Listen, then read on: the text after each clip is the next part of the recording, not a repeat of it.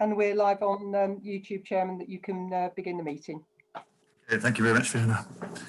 Right, good evening, everybody, and welcome to this virtual meeting of the Waverley Housing Overview and Scrutiny Committee. For the benefit of any members of the public who have joined our live stream, my name's Councillor Richard Seaborn and I chair this committee. I'm joined this evening by officers Fiona Cameron, who will be clerking the meeting, and Robin Taylor, who's acting as scrutiny officer for this meeting. Can I ask that members and officers remain on mute when you're not speaking, please?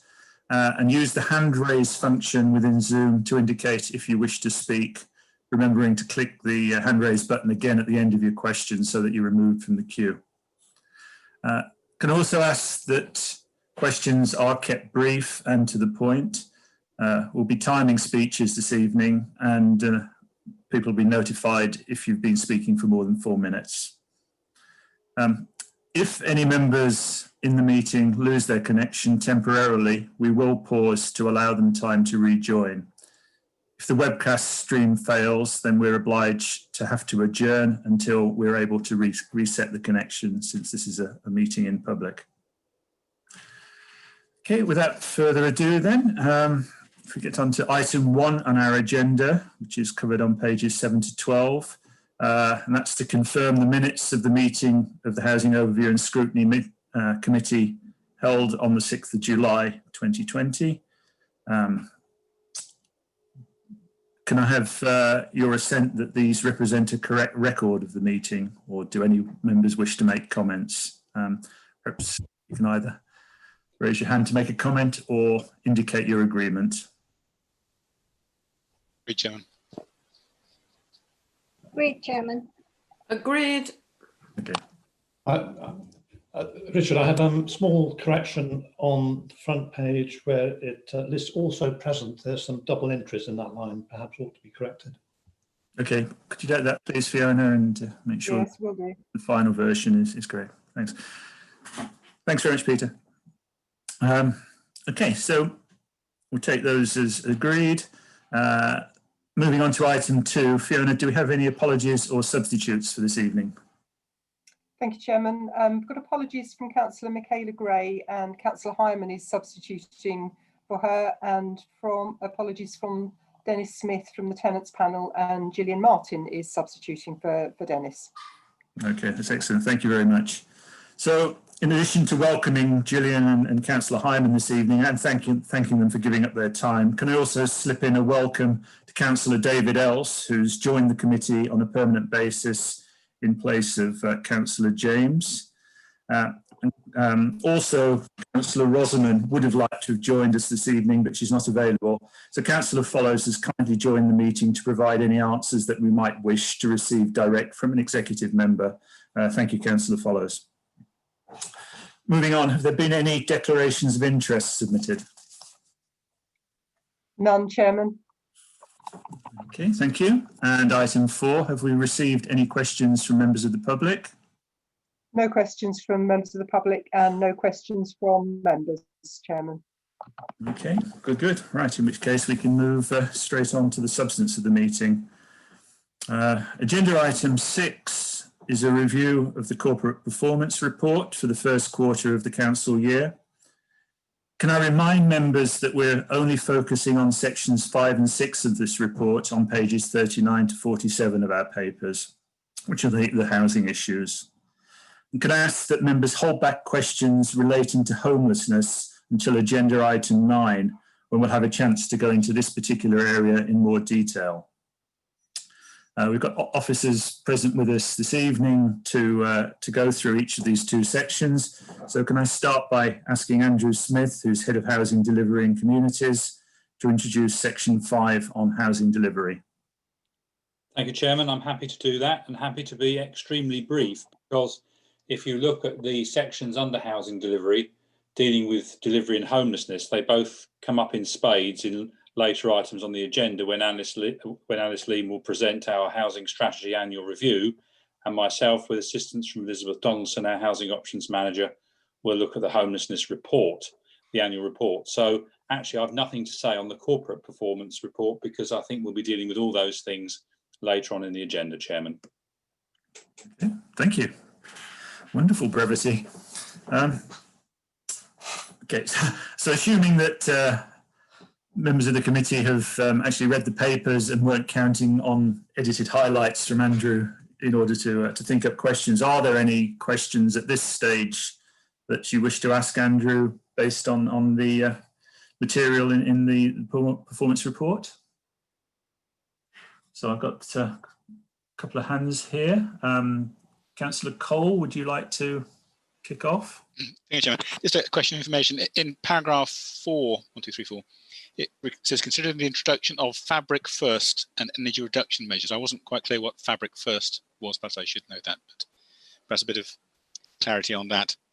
And I think the other points probably will come up later. Thank you, Chairman.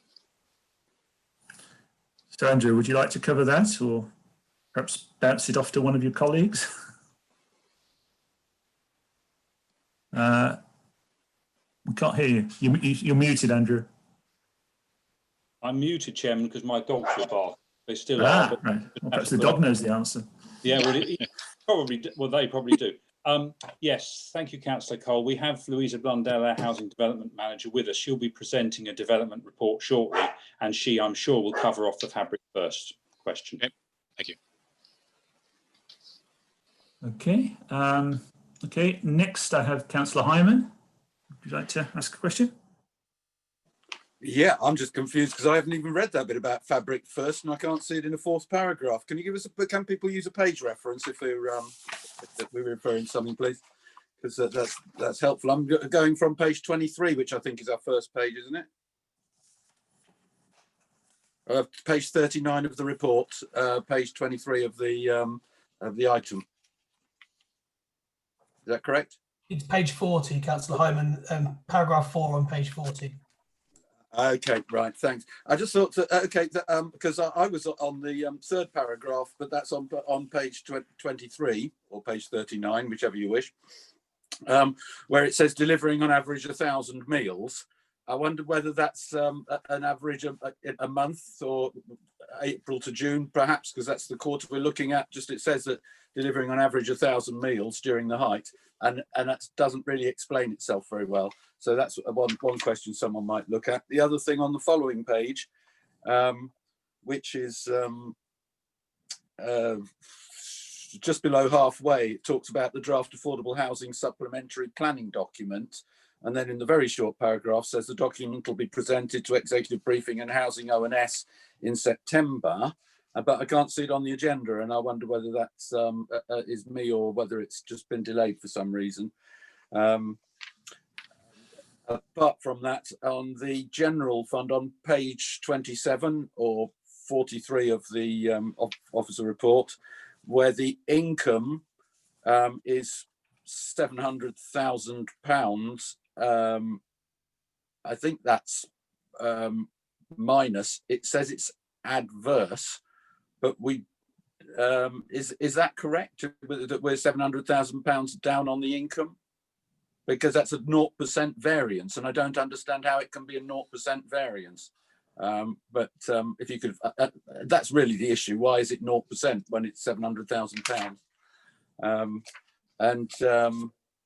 I won't bother with the other bits and pieces, I don't think, other than when we get to the very last page that we're looking at. I think it's the last page on page 31, which is page 47 of the report, where we're talking about the complaints response. I don't have any problem there in as much as it's just 2 complaints there which make it look bad, and it isn't bad really, just missing one. But could you just confirm whether that is a full response that we're giving within the 10 days, and or whether it's simply a response saying we've received your complaint? Because obviously if it's the former, then waiting 10 days for an acknowledgement of a complaint isn't clever. But if it's trying to put together a response to a complaint in the space of 10 days is not an easy thing to do. And that's what I've generally understood it or assumed it to be. So if one that could just clarify that for me. Thank you very much indeed, Chairman. Okay, thank you, Councillor Hyman. Okay, we just defer the last question because that actually covers the second part of the report, which Annalisa Howson will talk to in a moment. But Andrew, can you or your team come up with responses to the first three questions? Yes, certainly, Chairman. On the community meals, that's for the community wellbeing ONS and was covered at the last ONS, so it's not a housing issue. The supplementary planning document, I think, was circulated to ONS members.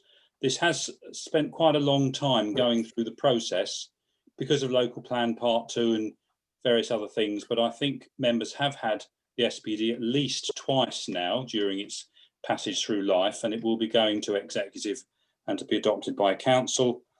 The financial question, I'm not quite sure. It usually sort of baffles me what that means.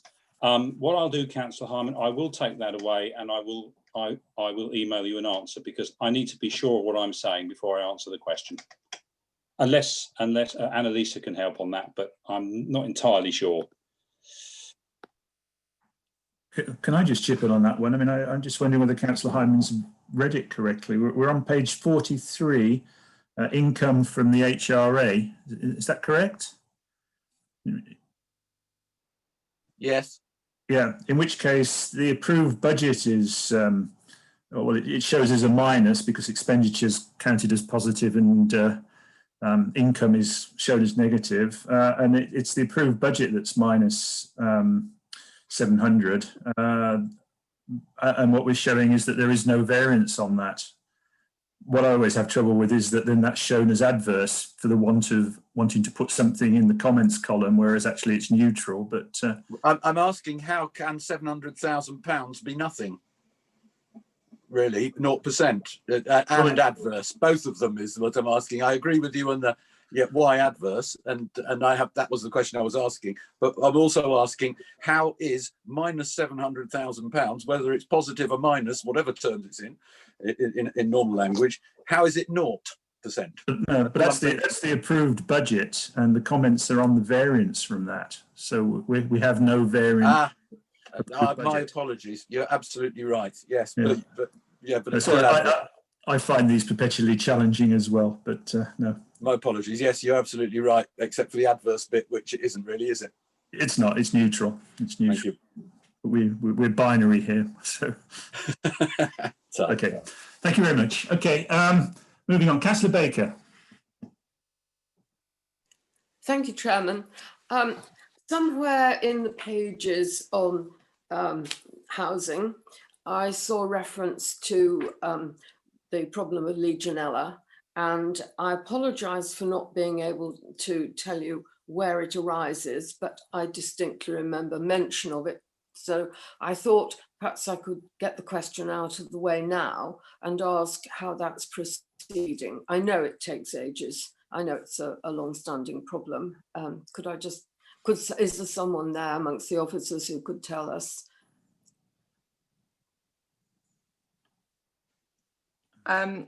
My understanding is that we've got, all through the lockdown and through the new guidance, we've continued to do testing at Blunden Court to monitor the situation.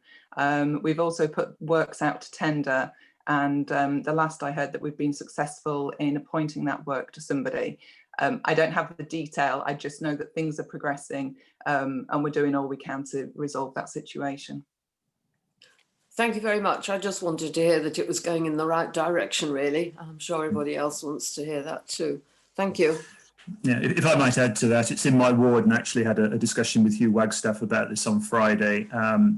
It is pretty much as Annalisa described. Tenants have had a letter very recently describing progress, and the dilemma is just exactly when to proceed with works, because people are going to have to be moved around while pipe work is done.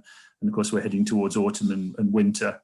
And so there's a decision to be made there. But officers are doing a sterling job given the very difficult situation that we've got at the moment. And it's moving in the right general direction and is under control.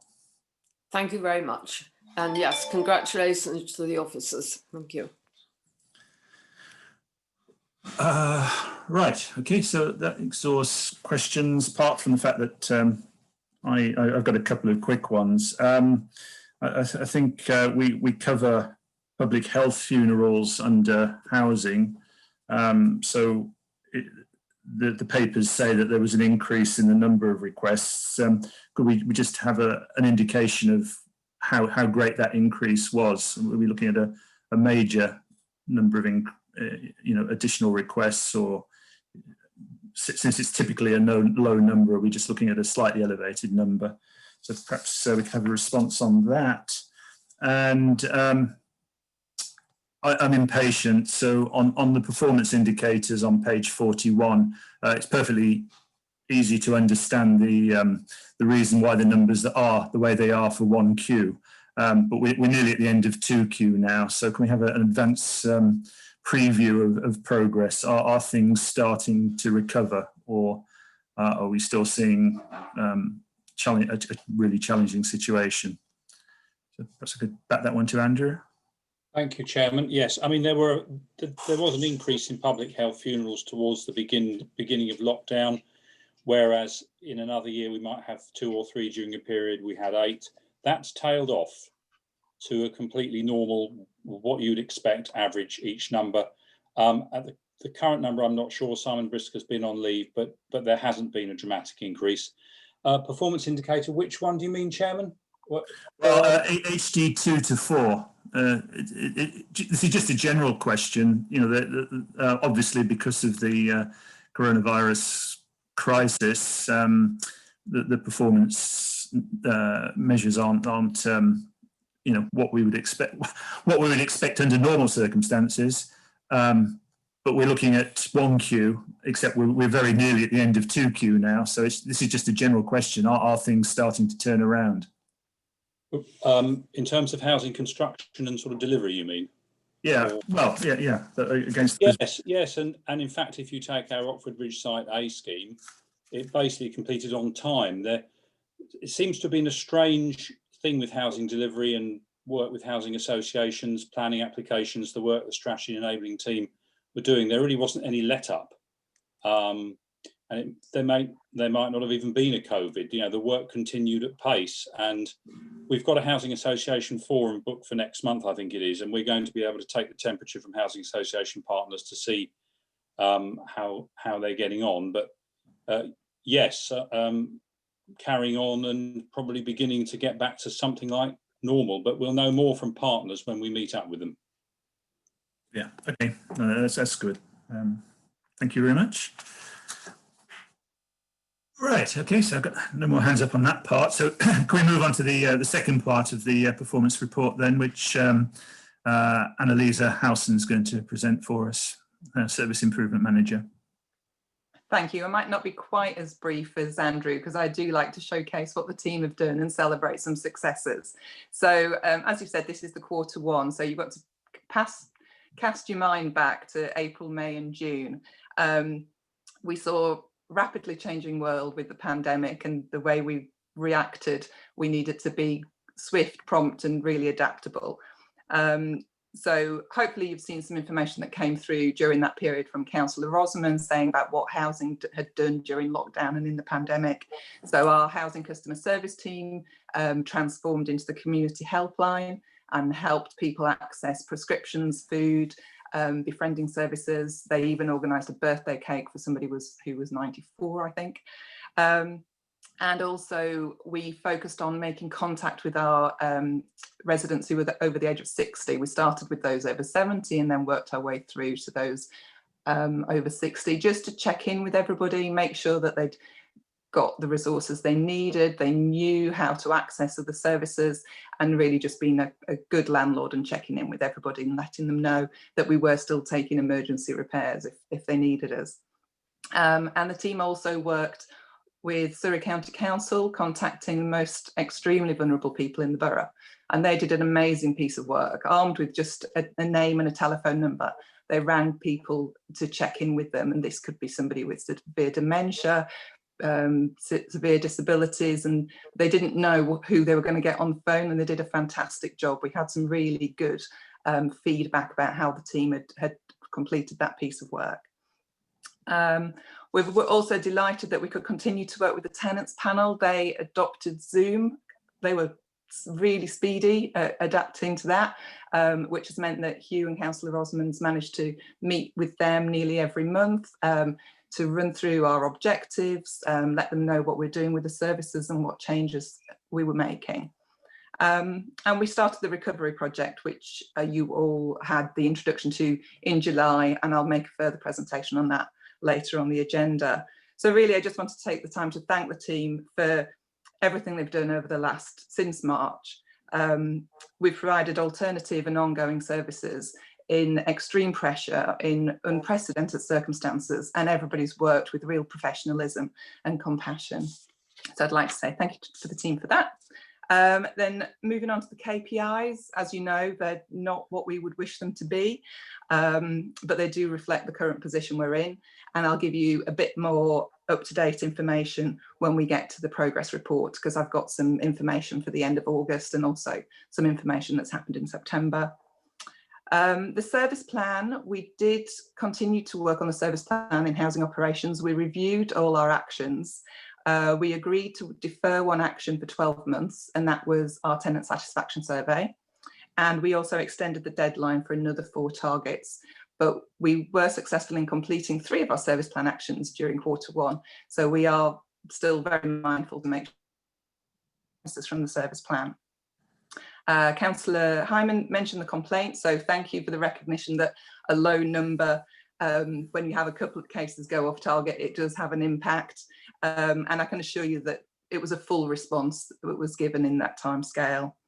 And we're pleased to see that although there's being fluctuations within the budget for the HRA, we're within the parameters and we remain favourable. Thank you. Excellent. Thank you very much, Annalisa. Right. Does anyone wish to ask questions relating to this part of the report?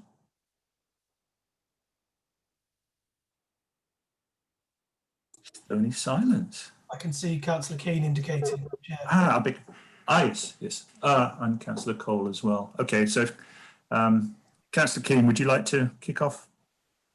Thank you, Chairman. I don't have a question, but I would like to wholly congratulate all the officers that were actually phoning the vulnerable and the shielded. I happened to be one of the shielded and got one of the phone calls, and they were absolutely so nice.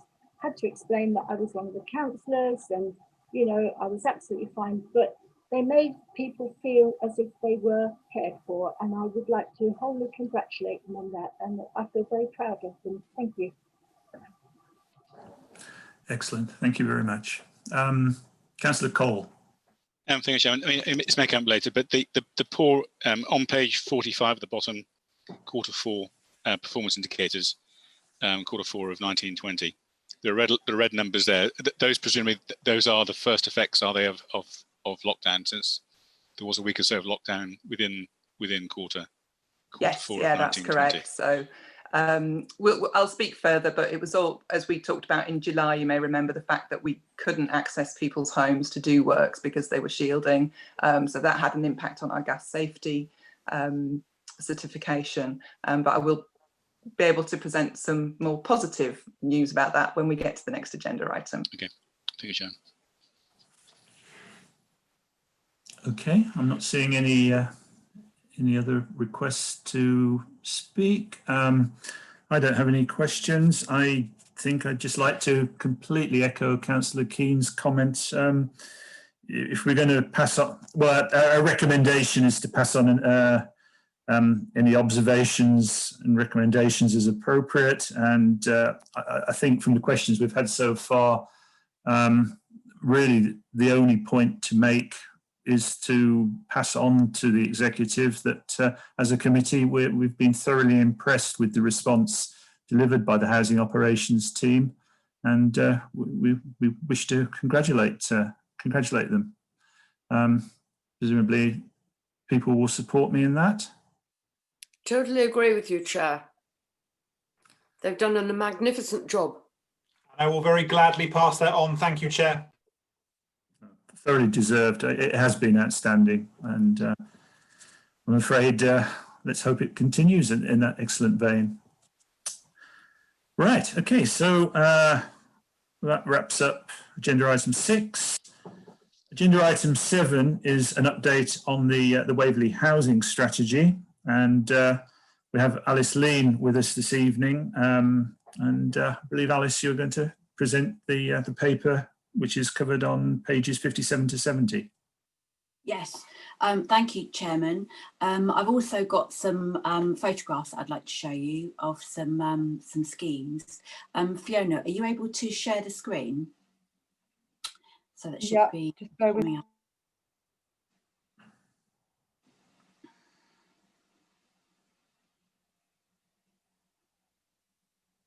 Oh no, that's not the one. That's it. Lovely.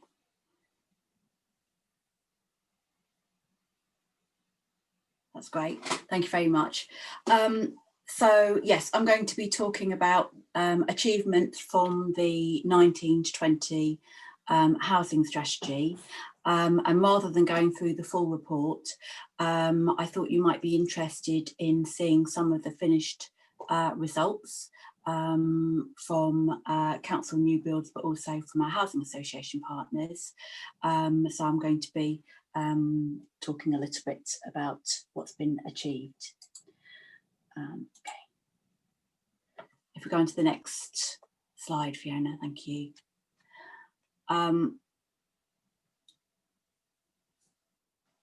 That's it. We're able to go to the next slide. That's it. Thank you. Okay. So you'll see from the report that 150 new affordable homes were built in the last financial year, which is really good news. And if we go on to the next slide, the bar on the far right is the 19 to 20, which was only surpassed in 18 to 19. So it was a really successful year, well above our average of 82 new homes per annum. Unfortunately, by the time the lockdown started, most of the schemes had already been completed, or they were quickly finished to make sure that those new homes could be let to people in need as soon as possible. Go on to the next slide. So I'm quickly going to just go through some examples of some of the new affordable homes which have been developed. This is Grattan Close at Dunsfold, which is owned and managed by Vivid, who were previously a merger of First Wessex and Sentinel. This scheme now has 17 affordable homes, including 2 social rented units, which are obviously much lower, much more affordable rents, which is something that we're very pleased about. But that's only a total of 2 social rents out of the all of the completions with housing associations. So it's something that we really want to do more of next year. Going on to the next scheme, this is another Vivid scheme, this time in Badshot Lee on St George's Road, and this is quite a comparatively large scheme of including 27 affordable homes. This is a Section 106 site, so it's a mixture of private and affordable homes. And going on to the next one, and then literally just next door to that is an Astor scheme, and this is Little Acres, which again is mostly 2 and 3 bed family houses, a mixture of shared ownership and affordable rents. Going on to the next slide. Astor of a relatively new partner, but they've actually done the lion's share of development in the last financial year. And this is Little Meadow, which is their Cranley scheme. And that has a local connection criteria, which gives priority to people with a live or work connection to Cranley. Going on to the next one. Again, this is, I think this is the biggest section on a 6 scheme, and this is Abbey View, which is Astor again, on Crondall Lane. And moving on to some of our Waverley schemes, where we've had a set of conversions of community rooms and other sort of other units which are in the council's ownership, and converting it over to an affordable unit of accommodation. This is Griggs Meadow at Dunsfold. The photos on the left are before and the ones on the right are after. Nice one, the kitchen. This is Woodges Close at Wonersh, another unit of council accommodation. And Stonepit Close at Godalming on the next slide. And then there's a quote from one of the tenants who it has had a big impact on his life and quality of life.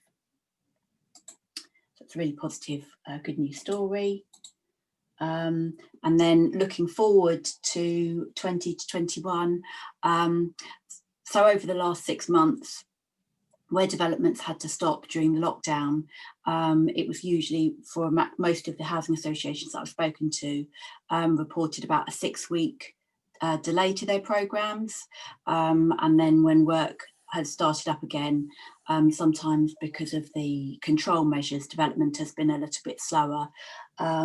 But we are on track for 135 new affordable units for 20 to 21. Some of which have already been completed. This is English Rural's latest rural exception scheme. So it's all for people with a local live or work connection, this time to Dunsfold. And that's a mixture of homes which are affordable in relation to local incomes. So they're on quite low affordable rents, 2 shared ownership units, and also some discounted market sales. And then Oxford Ridge, the site A, will be coming across as well during this financial. I'm happy to take any questions. Thank you. Thanks, Fiona. Right, so Councillor Goodrich, would you like to ask a question? Yes, I mean, officers should be congratulated in getting all these put forward. But I know I can speak for the Wonersh one, for example, which has been in the pipeline for a year or 2 or 3. So a lot of these projects were started several years ago and are now coming to fruition. I'm delighted to see that they are doing so. But you know, this is not just the last couple of years. This is going back to the last administration when a lot of these initiatives were started. Thank you. Okay, Councillor Marriott, please go ahead. Thank you, Chairman. I wonder if with these association-owned estates, is there any constraint the council can put on the associations from selling off parts of the estate, particularly the internal road structures and garages, which are sold off to, I guess, investment companies to impose car parking charges on the residents? And this has happened in a couple of estates in the region. Is there any way we can prevent that happening on these new builds? Andrew, do you want to? Yes. Yes, thank you, Councillor. No, not really. They are independent organisations, as long as they, you know, comply with all legal requirements. I don't know whether Robin might have any view from a sort of legal point of view, but I know what you're referring to, and we have tried to look at that. It's extremely difficult for us to have any influence. We can urge, we can cajole, we can encourage, we can get local councillors to speak to directors and chief executives of housing associations, but they will do what they want to do.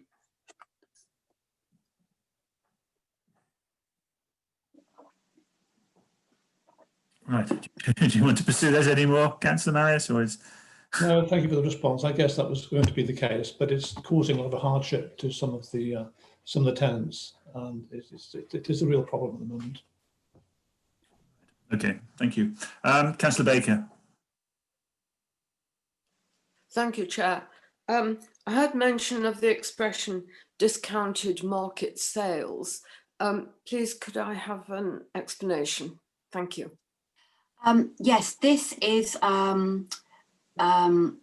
so English Rural went through the rural exception route in terms of our planning policies. Because they haven't had any Homes England funding, the NPPF allows private market units to be included on a rural exception site if it's required in order to make the scheme viable. So they were subject to an appraisal and a scrutiny method, an independent appraisal of the viability of the scheme, and so they had the minimum amount of those units, and they are sold on the open market at a discount, and they are for priority for people with a local connection.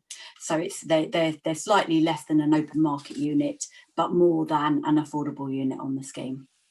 So they're almost a sort of halfway house, because they are market price that has been counted for people with a local connection. Yeah. I think maybe that's what's happening at Hambledon.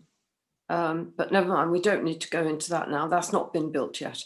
But thank you very much. I think I spent about 10 years chairing Wicklow Parish Council's what we call Rural Housing Working Party. So it's a good thing for me to keep informed. I don't do that anymore, I should add. That's way in the past. Thank you very much.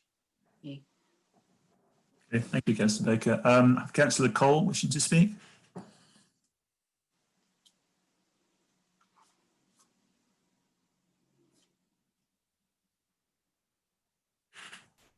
That's right, wrong button. Are we asking questions on all of the report under item 7? Because there's a report in there. Yes, please do. Thank you. Right, so looking at the report, page 68 and I think 69, the first point is there's a reference to, well, the sentence is the end of the paragraph in the middle of the page. For profit providers are getting government grant for shared ownership scheme homes that are over and above S106 requirements. This is an opportunity, but also a threat. Perhaps you could say, what is the opportunity and what is the threat? And secondly, on page 69, there's a lot of reference to the new schemes that are being brought through, and particularly the new planning documents. When will we know? Perhaps not. We won't know. But has there been a simulation done or a study about how these would affect affordable housing in this borough? I mean, obviously a lot of guessing there, but is there any view about what the impact of these proposed changes in both the white paper planning for the future and the other one, changes to the current planning system, the two white papers that are currently subject to consultation? Is there have officers looked at that to see how it might affect us? Thank you, Chair. Yeah, I can answer part of that question. The focus has been on the interim paper at the moment, because that's got the soonest closing date for consultation responses, and we looked at the planning consents which were achieved the last financial year, and 9% of those were on affordable housing schemes which had less than 40 units, so would be affected by lifting the threshold right up to that level, because as you can appreciate, most of the, a lot of the development in Waverley that comes forward is either under the threshold for affordable housing, or the nature of the schemes is they're quite small in numbers in comparison to kind of more urban areas. So we feel it would be detrimental in terms of our ability to meet our local housing need for affordable homes. So that's on what's been discussed in the white papers, and just the point about the threshold being raised. I think you haven't looked at the other parts of the paper which have more profound, potentially more profound impacts on affordable housing. Yeah, we're going through and we're compiling our response at the moment. It's being led by my colleagues in the planning policy team, and we're feeding in terms of the affordable housing issues. We're particularly concerned about the proposals for first homes, and our worries are quite how affordable it would be in the Waverley context, where house prices are extremely high, and even the discount that's being proposed on first homes wouldn't actually make it terribly achievable. I think the average income of people on the register is £19,000 per annum. So when that's kind of multiplied sure. up, a factor of 10, you might get something. Yes. So, but okay, thank you. On the first point, which I think was on page 68, seemed to refer to improvements. Associations of councils are investing more in improving existing stock post Grenfell, which means less money on development of new houses. For-profit providers are getting government grant for shared ownership homes that are over and above S106 requirements. This is an opportunity, but also a threat.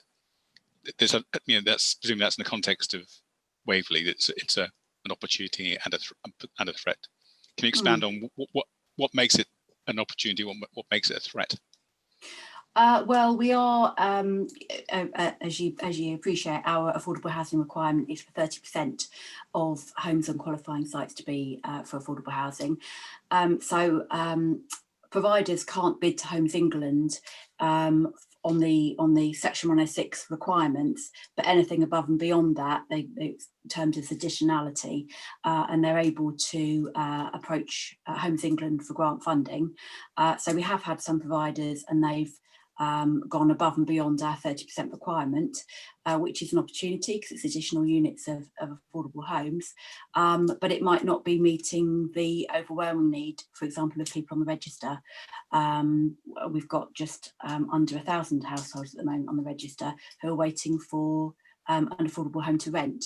They might not necessarily be in a position to go for shared ownership at the current time. There are proposals to change the shared ownership scheme so you can start your equity share at 10% as opposed to 25 or 40%, but it kind of remains to be seen. It's literally been announced last week, so we haven't got the data in terms of how many additional people would be able to then afford that. Right, thank you. Hi, Andrew Smith. Do you wish to add something, Andrew?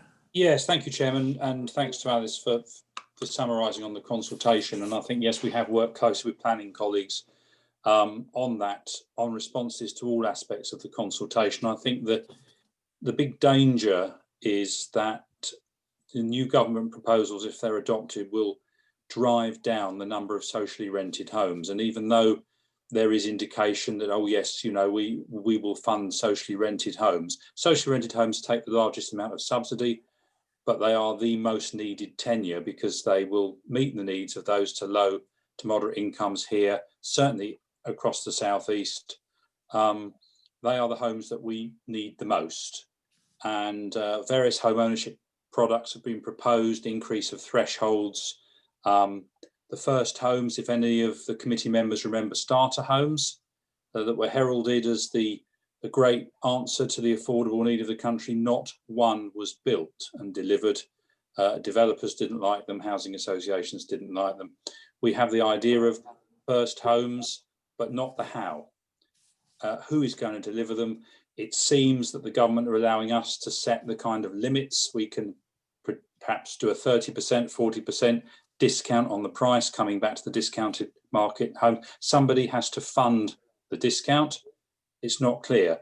So we are very concerned in the housing team about the new government proposals. We've been robust with our planning colleagues to feed back to government because all we're seeing is yet again driving down the ability to deliver socially rented homes. So it is a great concern to us. Thank you, Andrew. When I get to wrap up in a moment, we'll stress these as comments to pass on to the executive then. I think it's points well taken. Going back to the report overall, I'm not quite sure where it goes from us. Is it written just for us, or will it be going to the executive? Because I've got sorry, interrupting you, Chairman. I've had my hand up. I wanted to. I beg your pardon. Okay. That's all right. That's all right. Go ahead. I'd like to comment on the page 57. I think Councillor Cole spoke about this. The fact that 40 to 50 houses do not have to have affordable housing. Well, in Hazelmere we wouldn't have any, because we haven't got any sites that we've probably got one site which is very contestable. But we wouldn't have any sites that could have affordable or social housing. So frankly, that's a very dire situation. Thank you. Right, so I will stress that when wrapping up. I got a couple of comments just about the report overall. In the discussion of why we need affordable housing on page 62 of our papers, I think there's probably just a little bit more to it than is written in the report, and that's stressing the economic contribution of people working in the borough. Our Waverley economy is largely a service, or has a large service industry component, supporting more affluent residents who choose to live in this beautiful area, but derive their larger incomes from outside of the borough. So we have large numbers of people working in the retail and education sectors who are vital contributors to our economy, but who are challenged to afford the cost of living in the borough. So I think we ought to be stressing that, the importance of providing affordable houses for these key workers, because of their invaluable contribution, but also looking forward for creating houses that reduce the need for people to commute into the borough, so we can carry on driving down our CO2 emissions. So if the report's going on to executive, then I'd quite like to see those points made, that it's a service economy. Key workers need to be provided with affordable housing, and that has a twofold effect of improving the economy, because they can afford to live here and work here, and driving down our emissions. So I offer that as a thought. And the other thing is that I love the page of highlights on page 65. And I just wonder if there's one more metric that we might consider adding to that. And that's the fact that the housing operations team's been doing a really good job on driving down the level of emissions from our council-owned stock over the last few years, and improving the SAP ratings.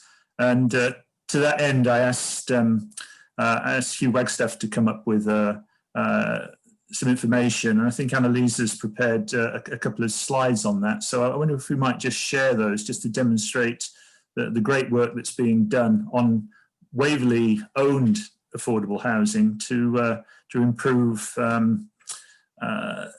the emissions situation, and actually make fuel more affordable for our residents. That's it. So, Annalisa, would you like to talk to these? Yes, as you say, it was. It's not my specialist topic, but the SAP rating is the energy efficiency certificate that every home is given. So if anybody's bought or sold recently, you will need to have an EPC certificate, which would have the SAP rating as well. F is bad and A is good. So you can see that we've actually been increasing our proportion of band C properties over time. And there is a guidance that all social housing should be band C by 2030. Sorry if my memory serves me correct. So that's what we're doing As you know, we've already had a big programme of insulation works, windows and door replacements, and efficient boiler replacement programme as well. So we're looking on to the next stage to increase the energy efficiency of our homes to make sure that, you know, it's reducing the running costs for our residents and contributing to reduction in CO2 emissions. So the next slide just shows the pie chart of where we're at as of this week, or last week, sorry. And you can see that the majority of our homes are rated as C. And what would probably be quite useful is, I'm sure housing associations hold this information as well. Depending whether they've acquired homes following stock transfer or whether they're a purely new build housing association, they'll have quite a different picture. So thank you, that's it for the slides. Okay, that's excellent. So Alice, I loved that page 65, the highlights. There's some great stories in there. I just wonder whether we might, I mean, hopefully that's going to be used more widely than just in this committee. And I'd like to propose that we add a single item showing what a great job the housing operations team's doing on, you know, improving the emissions situation and reducing fuel costs for our residents. Yeah, of course. Yeah, I'll speak to Annalise and we'll pick that up. Thank you. If colleagues are supportive, that would be something I would suggest. Right, I've got no more hands up. So if we summarise, I think what was said during that discussion was that it's very important the work that the housing teams are doing on the consultation documents for the government, and that we'd just like to reinforce that the messages that Alice gave us, that you're looking strongly at this first homes affordability in the Waverley context and questioning whether it's going to deliver anything of any use. And we're very concerned about the fact that we just don't have the larger developments that are going to yield the social housing that the government is setting as a metric going forward. So if we could stress those 2 points and pass them up to the Andrew Smith, wishing to comment? Yes, thank you, Chairman. And I meant to say just a moment ago that yes, this is the I think the second or third annual report on the current housing strategy that was due to expire in 2023. But because we are looking to adopt a new corporate strategy towards the end of the year, we will be we're going to be drafting a new housing strategy. So a number of the things that you've mentioned this evening, helpfully, will be incorporated in a brand new housing strategy that will sit under the corporate strategy. And the committee will have the opportunity to examine the draft, the objectives of that strategy at a very early stage. Okay, that's excellent. Thank you very much. Good. Okay, so hopefully I've captured just the point about the consultation, a couple of points about the consultation, and those are the key points we want to pass forward. Does anyone else? I've got Councillor Hyman wishing to add further. Go ahead, Councillor Hyman. Thank you. There's some strange echoes on the line and I'm losing my signal over here, I'm afraid. So I'm not sure whether anyone's pointed this out. I haven't heard it, but on page 67, the third bullet point in the middle of page 67, it says adopting their own standards for all homes. This is affordable housing providers.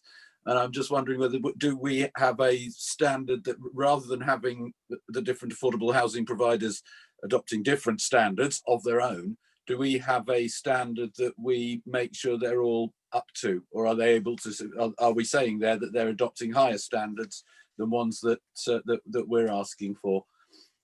Thanks. We expect all affordable homes, all new affordable homes going through the planning system to meet the nationally described space standards, and that's across the board. That's for private market and affordable homes, and we do have our own design standards for our council new build, but that's something that Louisa's team lead on and can advise more. Thanks. Now, I was just really looking at the climate change adaptation and mitigation. I thought that's what it was referring to, rather than the space standards or whatever. I'd assumed from the title, quality and design of build, including climate change adaptation and mitigation. So I was looking from that angle. Yeah, they need to make sure that they're meeting Homes England requirements and able to draw down the funding. But no, I don't have that detailed information in front of me at the moment, I'm afraid.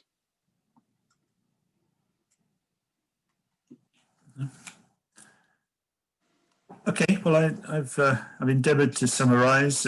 Fiona, are you comfortable with what I've told you? You can capture some comments to pass to the executive from what. Yes, I've got that, Chairman.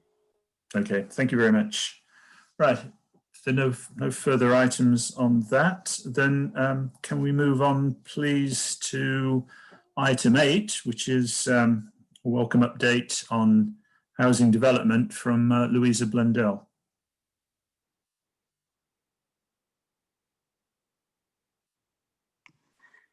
Good evening, everybody. I'd just like to draw your attention to page 75 of the agenda pack. I'd prepared an update for members to read prior to this meeting, but we've just got the Gantt chart included. So rather than worry about it, I'll talk to the Gantt chart, and then I understand that Fiona will circulate the papers tomorrow. So I'll follow the flow of the Gantt chart and just talk to the sites against that. So the first one is Amlets Way. This is a site that was a Section 106 site, and we acquired 5 new homes on the site. The properties are completed, handed over, and all of the properties that are rented are occupied. And we have 3 shared ownership properties, 1 of which is sold, and the remaining 2 are progressing through the conveyancing process. Flowing down from that, we move on to the refurbishments at Otford Ridge, which are termed phases 2 and 3. These again were completed in March 2020, and the refurbished homes have been allocated to existing tenants, and we're in the 12-month defect period at the moment. Continue on with Otford Ridge, we have Site A, which is a site delivering 37 new homes. Due to the COVID pandemic, the site was closed from 2 weeks from the 23rd of March, whilst Thacom, our bill contractor for the site, implemented the government requirements and guidelines for safe site operation. I'm pleased to report they've continued to deliver the new homes, maintaining the safe site operation, and it has had an impact on production levels because of safe working practices, but they've continued despite this to deliver homes over 3 phases. The first phase was handed over in April, and the final phase is due to be handed over on the 16th of October. We have had a further brief closure of 2 days. Unfortunately, one of the team on site had tested positive for COVID. The site was closed for 2 days whilst a deep clean was undertaken, and reopened the following Monday. That was very well managed in terms of safety of and sharing of information with our community about what was going on the site. To date, 27 homes have been handed over, and 25 tenants have moved into their new homes, and they were supported by Pickfords. And the remaining 10 homes, as I say, will be handed over by the 16th of October. And those homes that haven't been allocated yet, the housing officer for the area is working with tenants and following the Otford Ridge lettings policy when allocating the properties. So we've taken tenants from across Otford Ridge, from sites, from all sites that are being regenerated, and from some tenants that are living in homes that are due to be refurbished as well. So moving on to Site B quickly, we have appointed Dorton Demolition to undertake the demolition of the existing properties, and following a successful procurement exercise, Thacombe Homes, who have been our bill contractor for Site A, have been identified as our preferred contractor for Site B and will deliver 17 homes on this site. So we're just in pre-contract stage with them and are hoping to enter into a JCT contract shortly. Just to report, all tenants that were living on Site B have moved into Site A, and the sort of pre-demolition boundary clearance works and hoarding works have been completed, and disconnection works are underway. Site C, the next site to come forward after B, we will be submitting a reserve matters application shortly. We've got some final archaeological investigations to complete, which is will be undertaken in mid-October. We haven't been able to undertake these to date because we felt that it was inappropriate to be disrupting tenants during a COVID lockdown process. So we chose to undertake the investigations when lockdown was lifted and the tenants had moved out of the site. It's quite intrusive, and it was felt that that was the best route forward. Also, obviously, some of the subcontracting and contracting teams haven't been operating during the period either. So the majority of tenants have moved out of Site C. We just like moving them into Site A. And again, Dorton Demolition have been appointed to undertake the demolition on this site, and those works will start in November. A procurement of a bill contractor will follow shortly, with a shortlisting process start as the first phase of identifying a bill contractor. And we're proposing that the bill contractor for Site C will have the potential to be a successful contractor for delivery of Site F coming forward. Whilst it's not the next on the Gantt chart, I'll just continue with Otford Ridge briefly. We have 5 of the 6 tenants on Site E have moved into homes on A, and those void properties will be let under licence until the scheme is in a position to be brought forward. And we've appointed an employer's agent to help us bring this site forward with a developer from the ground up on this site. And Site F, the final site we're regenerating at Otford Ridge, all the tenants on Site F have been offered a new home on Site A, and a majority have moved. There's 3 households awaiting their move dates.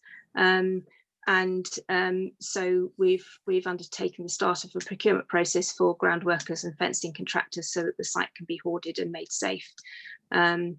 And we've also, since we last had a meeting, we've appointed an architect to develop the designs for the site, and it will be the same architect as designed the scheme for Site C. So there'll be continuity with design going forward. So that's Otford Ridge in a nutshell. Just quickly, Arons Hill showing a delay on the Gantt chart. This is in hand. We're just waiting for the final sign off on the diversion of the footpath which runs through the site. But we have appointed an employer's agent, and as soon as we get that permission to divert the footpath, we will be going out to tender. I'll cover all of the Chiddingfold sites together. There's 4 sites at Chiddingfold, and we have consent granted for 2 Hartsgrove and Pathfields, and then we've had some further pre-application advice following some bat surveys for Queensmead, and the planning application is submitted for Queensmead. It's just will be awaiting consideration by the Southern Planning Committee shortly. And we've also brought forward plans for development at Turners Mead, which again we've had further pre-app advice on that, and the application for that site is expected to be made shortly. the housing officer for the area is continuing to engage with residents in Chiddingfold that are affected by our proposals. Again, we've undertaken the first stage of our procurement for a bill contractor, and we're currently assessing the returns and shortlisting for the next stage of the tender once we've obtained consent for the remaining 2 sites. Churt, we have 2 sites in Churt, one Parkhurst Fields and the other Crossway Close. We've received some further pre-application advice from officers on these 2 sites, which we've made some amendments to, and hopefully with those minor amendments we'll be able to make a submission shortly. And just finally, a site that's not on the Gantt chart, it was for a site in Whitley, which is Foxglove Meadows. It's a site which is being delivered as a Section 106 site by Langham Homes, and we are acquiring 3 new homes for rent on this site. Construction is underway, and the properties will be handed over in 2 phases in November this year and February next year. And then there's just a summary on the Gantt chart of sites coming forward, and I hope to be in a position to have some of these sites in the public domain shortly. And just to answer the question about Fabric First approach, which was raised earlier, it's just where the fabric of the building, the main body of construction is considered before any addition of PVs, photovoltaic cells, solar panels, or air source heat pumps, or any other additions are made. It's the key structure of the building and its insulation that is looked at as its first approach, rather than the additional items that would also add to the efficiency of the property. Thank you. Just on that point, you mentioned them. Has this council installed any air sourced heat pumps yet in these new developments or refurbishments? Not in the new builds, no, but they have been, I understand, installed as a pilot previously. Whether Annalise has got any more data on that, but there were, I think, 7 installed previously, but there haven't been any installed yet. Very much our approach will be with fabric and seeing what else we need to add in order to hopefully deliver a zero carbon home. Okay, thank you. Excellent, thanks very much, Louisa. Right, I have Councillor Baker. I have Councillor Hyman's hand still up, but is that a residual from the last? Residual, thanks. Thanks. Okay, so Councillor Baker, would you like to go ahead? Yes, thank you. I heard mention of Foxglove Meadows in Whitley, and yes. I can't place that development. I'd just like to hear the stats again. How many houses, what tenure, and if I could be given some idea of the location. I know this development on Wheeler Lane Nursery site, but I don't know whether it's that one or not. Yes, that's correct. It is that site at Wheeler Street. Thank you. Could you let me know what the properties are and what tenure? Yes, we have 2 2-bed apartments and 1 2-bed coach house, which is they're both for affordable. 3 of them are for affordable rent. Oh, well, that is very welcome. And is that in fact what was planned at the outset? I remember stomping over that site when there was a bit of problem with the fencing being damaged by the site clearance operators. But anyway, I haven't been down there lately, so I don't know quite what stage it's reached. Chair, can I just add, there are 2 shared equity properties which form part of the affordable housing delivery on that site, but they are being delivered by Landspeed rather than by Waverley. Okay, thank you. And is that all part of the original intention then? I mean, that's all part of the same scheme. It's not in two phases, because I think there's land behind with the street nurseries. Can you confirm that? Yes, the five affordable homes are within the same area of the site that's being developed at this moment in time. Thank you very much. Okay. Okay, thanks, Louisa. Councillor Marriott. Thank you, Chairman. Just a question on just a comment about design first. I mean, does that mean the design is independent of the need to install things like PV panels, heat pumps, whatever? Are they quite separate processes in the design and build? No, it's just part of a package of measures to achieve the energy efficiency measures. So so you would start with the fabric of the building and then look at what other additional items you would need to add to achieve the, for example, the zero carbon home.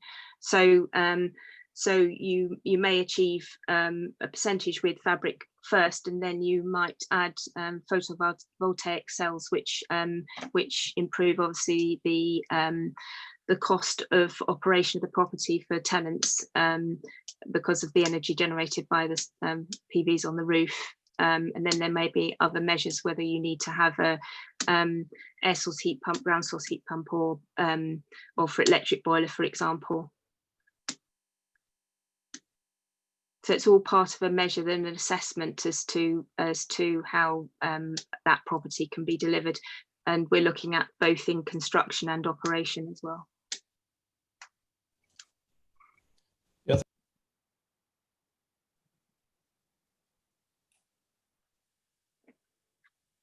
You're on mute, Councillor. So some designs could be quite novel. You might go for say a greenhouse style, lot of glass in the building, which obviously changes the design concept. Yeah, I mean, you would look at elements including glazing and U values of double or triple glazing. It's part of a mix that you pull together to assess how you're going to achieve that, for example, zero carbon home or passive house standard. And different things will work on different sites depending on orientation. So you can have a core list of different elements, but some may work better than others on different sites depending on orientation, space, and for example, solar gain. Okay, thank you. Councillor Cole. Just so on that last point, I got a bit confused there. Were we speaking there about refurbishments or new build when we're talking about zero carbon homes? I had the impression starting off it was refurbishment, but towards the end I thought perhaps you were referring to new build. Yes, it's new build I was referring to, although we are looking at the next phase of the refurbishments at Otford Ridge, looking at maximising, further the energy efficiency measures that we're including in the refurbs as well. Okay, thanks. Right, before I chip in with some questions, anyone else want to ask Louisa anything? No, in which case, I'm just going to say how hugely excited I am about the intent of what we're aiming for on Site C at Otford. Having had the pleasure of attending a housing conference by CIH at the beginning of the month with several officers and with Councillor Marriott, just want to regurgitate some of the things I actually learnt from that. So Louisa mentioned orientation having an impact on the energy efficiency, so we'll be looking at that, and then the corollary of energy, the corollary of being really efficient with heating is that there's a grave danger of cooking people during the summer. So the plan's also designed to make sure that the cooling system will be efficient during the summer months. So that was a question on Site C. And then moving on to Oxford Ridge, from Oxford Ridge, will we also be looking for Fabric First and more energy efficient solutions at Chiddingfold and Churt?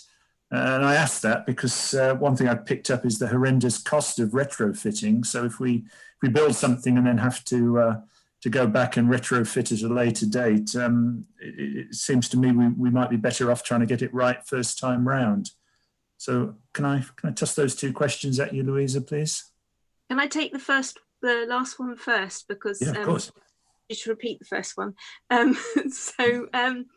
So in answer to your question about other schemes coming forward beyond, you know, and in addition to Watford Ridge, we are in, as I mentioned, the pre-contract stage for Site A, Watford Ridge, and we are early engaged with Thacum in terms of their proposed method of delivery, which is a timber frame construction.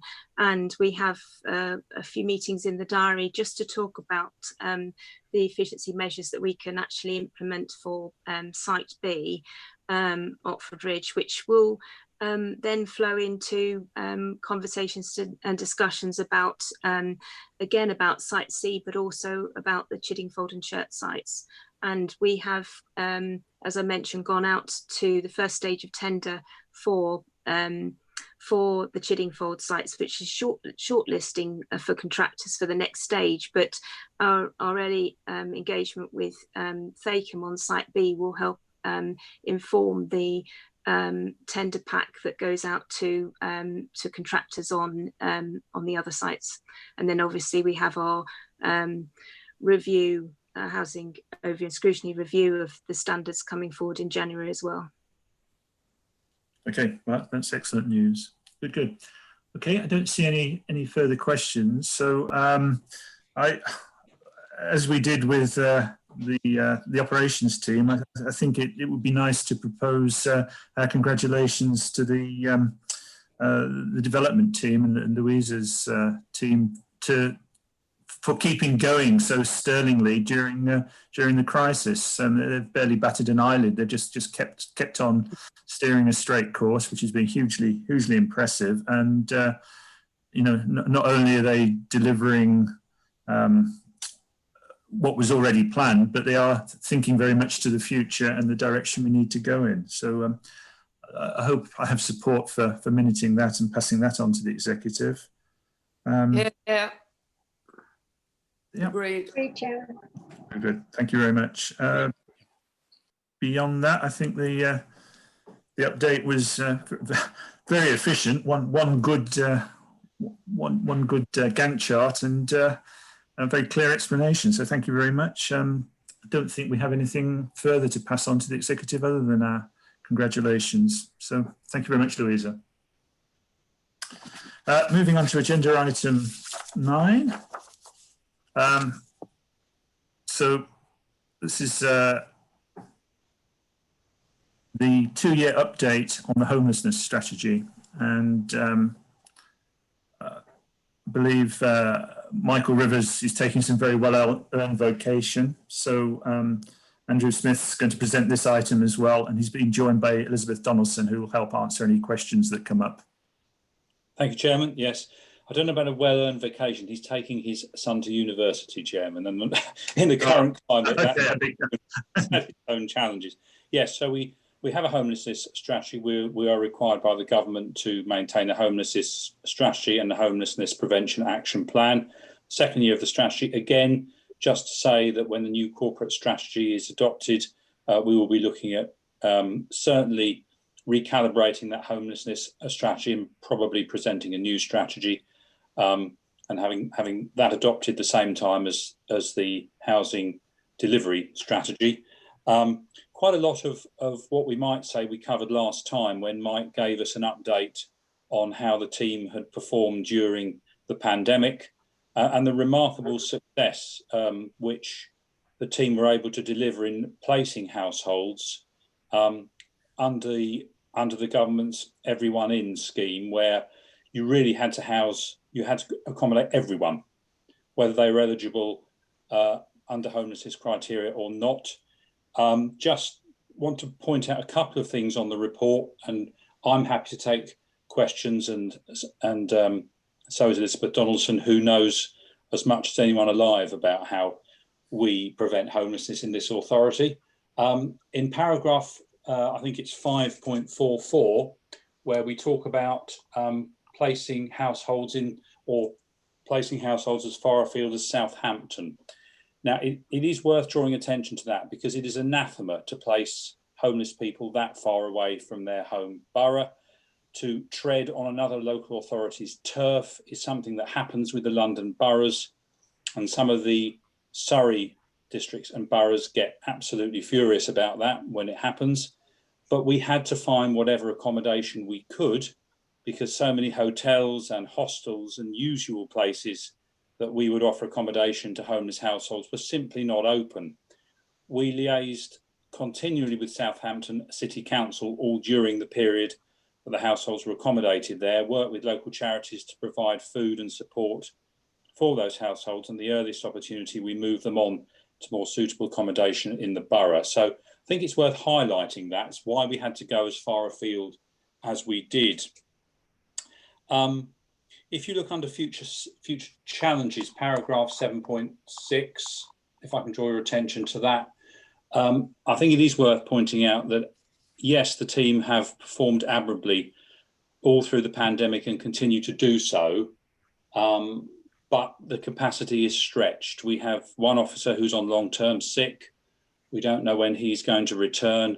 We also have an officer, a frontline officer, on reduced hours, and the team are working flat out to continue to deliver the service we've come to expect.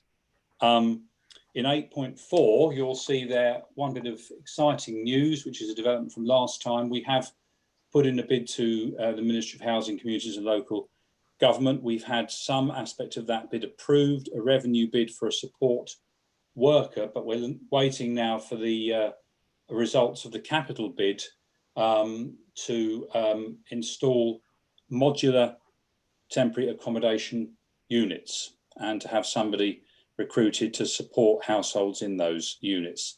So trying to extend our temporary accommodation, which is vastly better than bed and breakfast and enables support for households that need it. What we're finding, and I have to say here that I'm enormously proud of our homelessness team and the work they do. It's tireless, it is thorough, and remarkably so few legal challenges. In my previous authority, I was constantly, officers were going to court through legal challenges by shelter and solicitors challenging homelessness decisions. We have so few of them in Waverley, and that is a testimony to the thoroughness of the work that is done and how the officers stick to the policies and procedures that are adopted, as well as showing compassion and care to those who are in need. Also constantly looking at ways of improving the service, and you can't stand still, and we don't know what the future will hold. When landlords do start to evict, there could be a spike of homelessness presentations as we enter into the winter period, maybe further lockdowns, a repeat of what we had to do in March and April. We don't know. That'll depend on us having sufficient funding and sufficient accommodation to place those households. But I would like to place on record my thanks to the team for the work that they do on our behalf and keeping those homeless households down to never more than low single figures. It's quite an achievement, and even during the pandemic, even when we were up to 30 at one stage, we were rapidly down to 3 in temporary accommodation by the work the team did with our home choice team and our tenancy and estates team to find suitable accommodation for those who were in hotels, bed and breakfast, when we could place them to move them on to more suitable accommodation. I'm happy to take questions, Chairman, but Elizabeth is here and it will be good to utilise her skills and knowledge if the committee would like to do so. That's not me passing the buck, by the way. You're a manager. Well done. Right. I have Councillor Cole's hand up. Thank you, Chairman. Simple point. Paragraph 8.4 on page 82, you refer to the installation of modular units. What is a modular unit in the context here of homeless people? That was it. Thank you, John. Louisa, you might like to answer that one because I think you're going to be involved in delivering them. I thought it might come my way. A modular unit is effectively a unit of accommodation that's delivered to site more or less complete and just connects up with the completed groundworks. So it's effectively a flat delivered to site with all the wiring and plumbing already installed, ready for occupation once it's connected. Interesting. This is a SIPS construction. How is it constructed? Well, it could be SIPS, but it would arrive, as a complete unit rather than in SIPS panels. Okay, got you. Yes, all right. On site.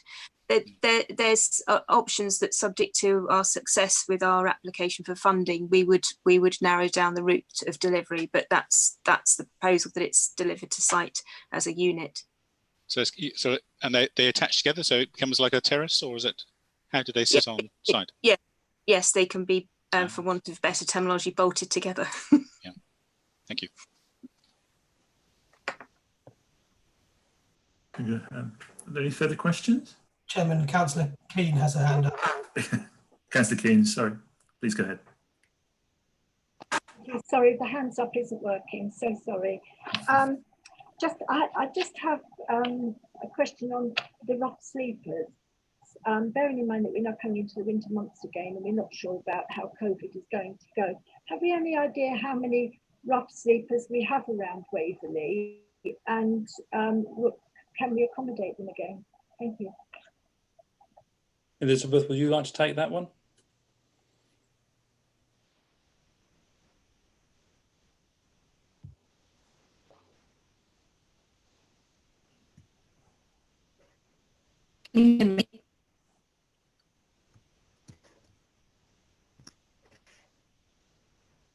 Not at the moment, other than just something that sounded a little bit like a Dalek. You might want to try again.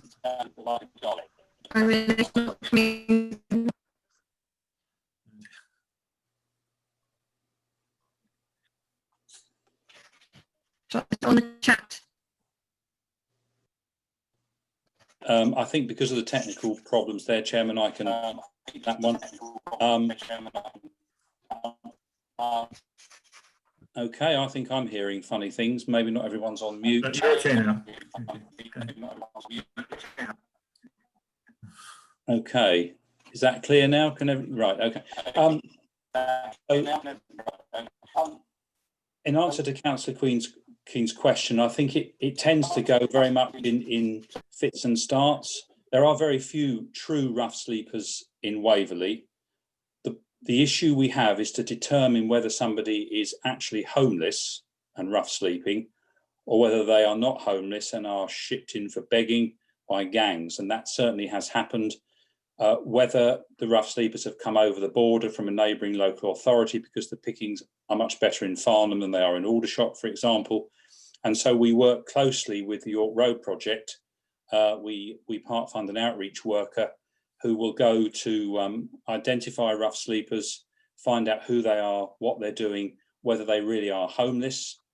We would invite them always to make a homelessness application to the council. The problem is when they don't want to do that. And so it's quite a process sometimes to analyse why somebody is rough sleeping.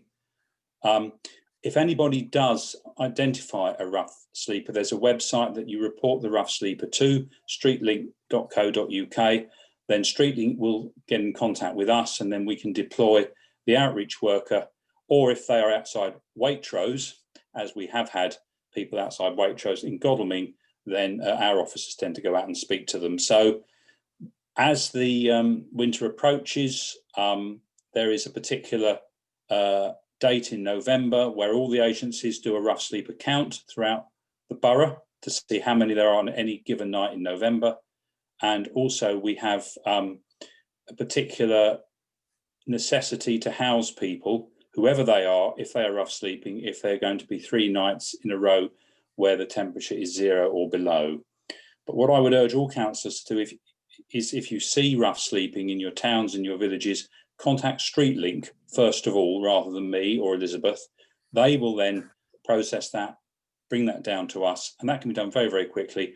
And we can identify and work with our partners as to who is rough sleeping and why. Thank you for that. And could I just come back, please, and ask Louise where they have in mind to put these modular units? Thank you.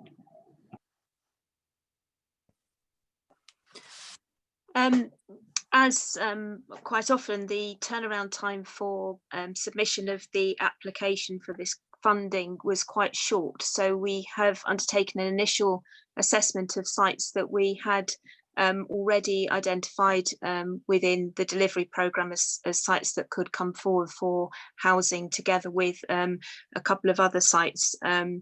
And they're all around the borough, but obviously in a place which, through discussion with Elizabeth and Mike, it was felt would be beneficial to locate them. So basically in our core settlements.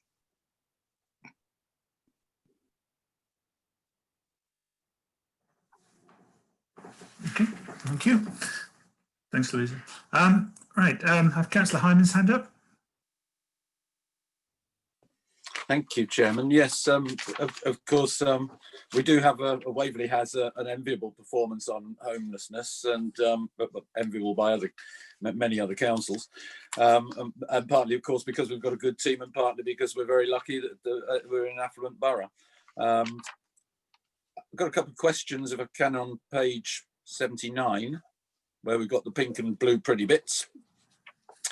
At the end there of each, well, the end of the pink bits, it says not including Woking, and the numbers seem to be perhaps 150 or 200 down on what they were.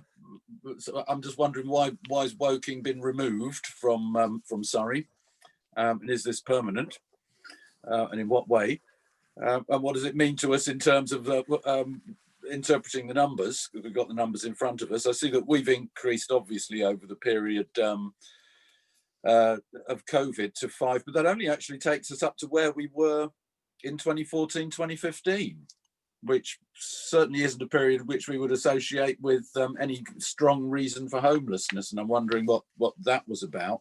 Obviously, we have managed to ship people out to whether it be Woking or Southampton or whatever. So you know, we haven't got much of a problem.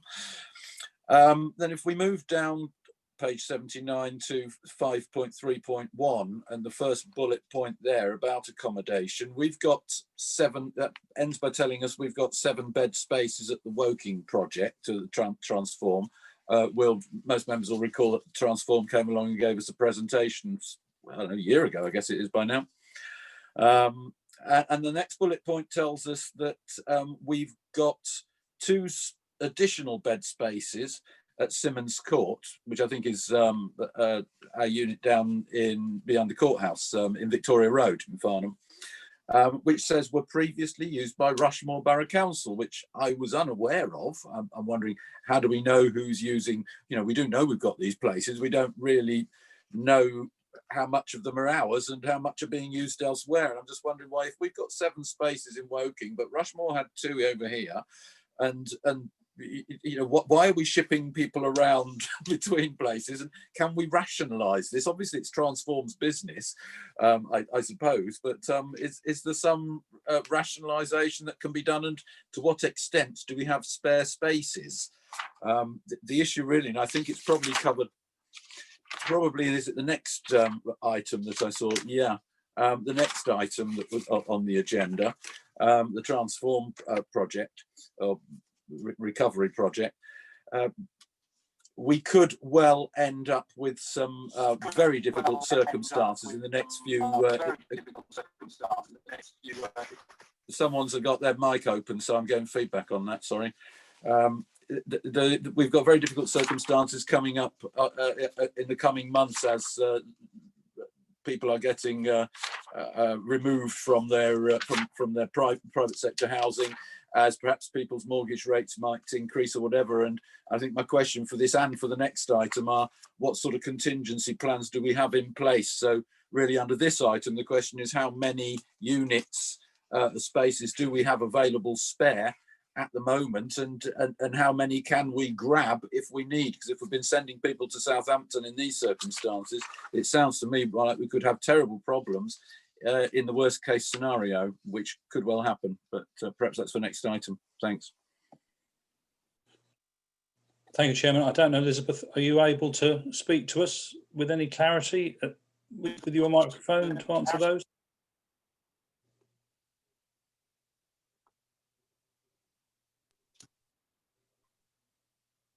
Try. Have a go. Is that any better? Can you hear me now? I'll try dialing it on my phone if you can bear with me. It might be better. Okay, thank you. We'll just If you turn your video feed off, if you just stop your video, it might be better. Okay.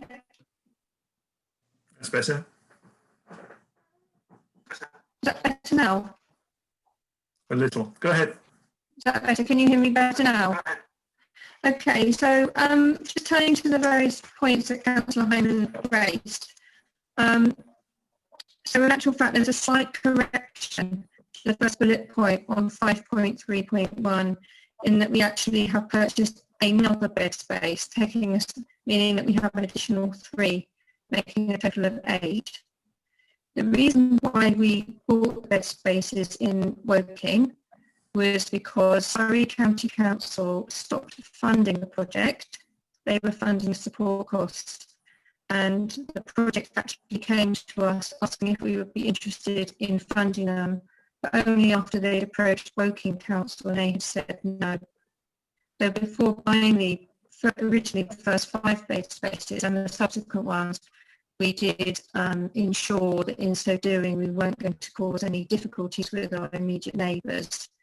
And they, for some reason, they're not interested in buying in at the present, and it works very well for us because they take single people with relatively high support needs. And that was a bonus for us because that was a scheme we'd always wanted to be able to access to prevent and relieve homelessness. We've never been able to do so because of the funding arrangements historically. In terms of Farnham and the bed spaces at Simmons Court, we do know how many bed spaces they have and how that's worked out. Historically, the support costs were funded partly by, or wholly by Surrey County Council, but they were content for both Rushmore and Hart to have 5 or 6 of the bed spaces between them. Now, things in supported housing funding changed quite radically.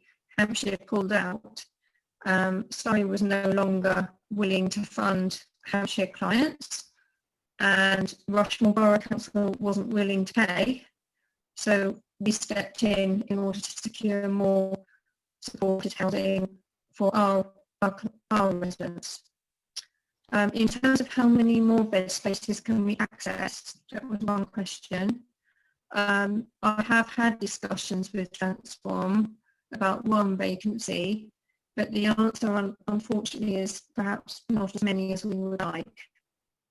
And there, in terms of vacancies now, I don't think there are any.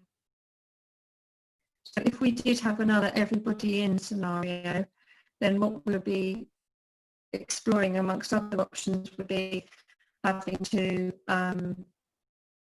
join up with another local authority in terms of a block booking at a travel lodge and making bed and breakfast arrangements.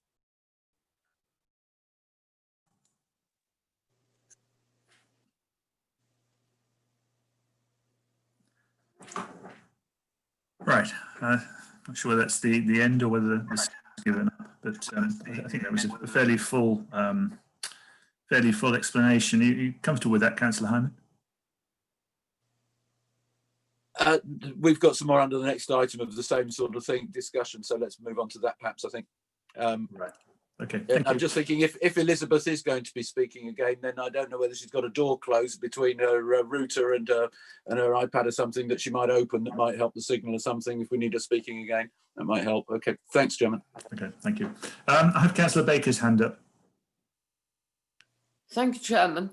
I would like to refer us all to page 79 as well, 5.31 accommodation. There's a reference to temporary accommodation units in Milford, which is my ward.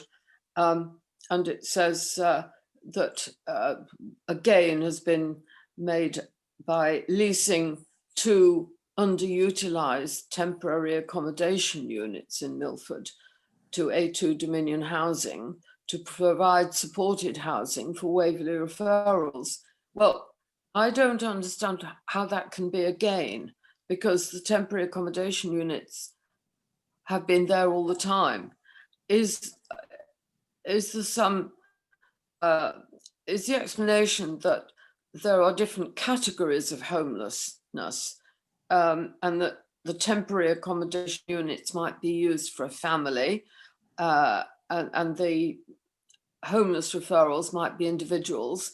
I really don't understand how it's a gain. If I could have an explanation, I'd be really grateful. Elizabeth, are you able to answer that, or do you want me to, because of the technology?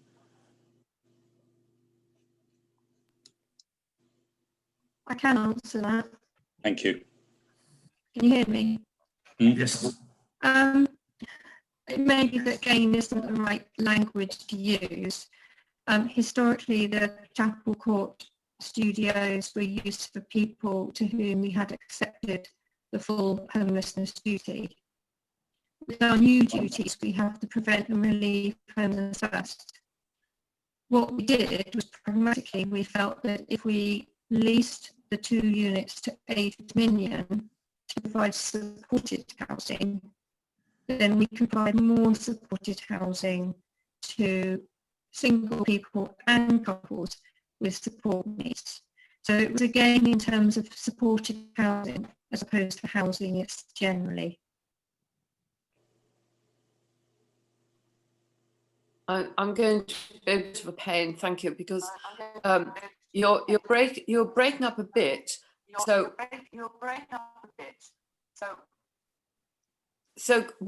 could I have it by email or minuted, whichever is appropriate, so that I have understood the explanation? Because I know the explanation is quite logical, but I haven't really heard it that well. Thank you. Perhaps an email would be a help.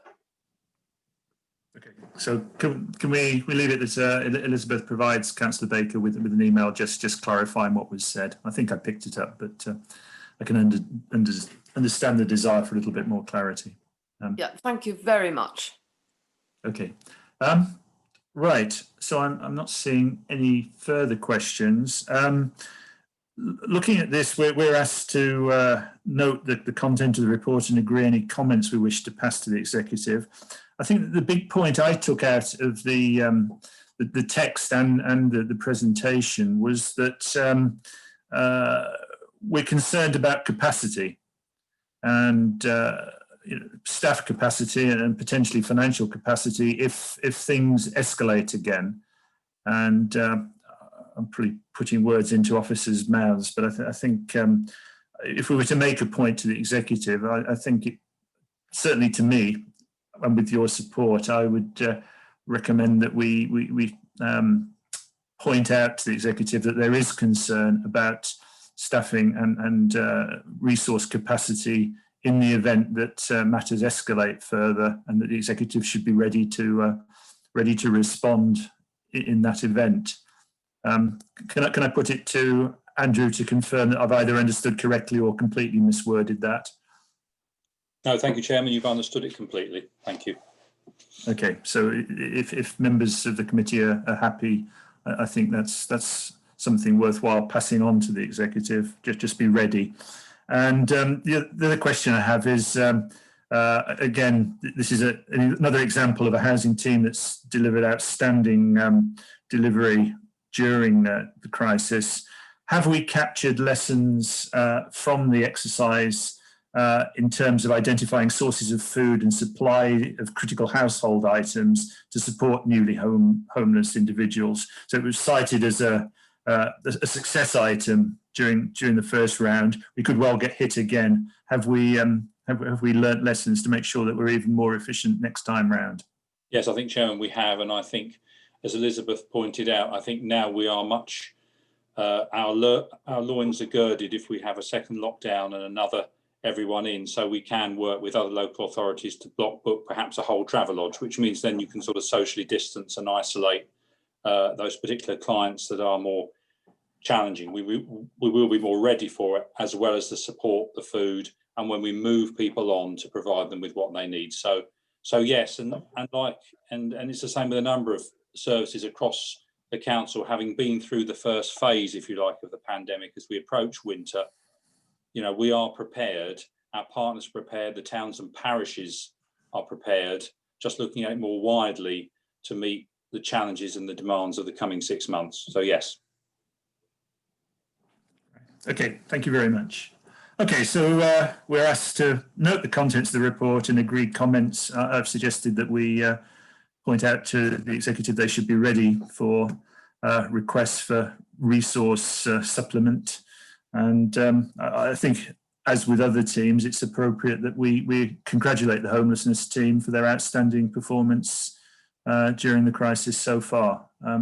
Would anyone object to that, or can we use those as the items to pass on? Absolutely agree. Okay, thank you very much.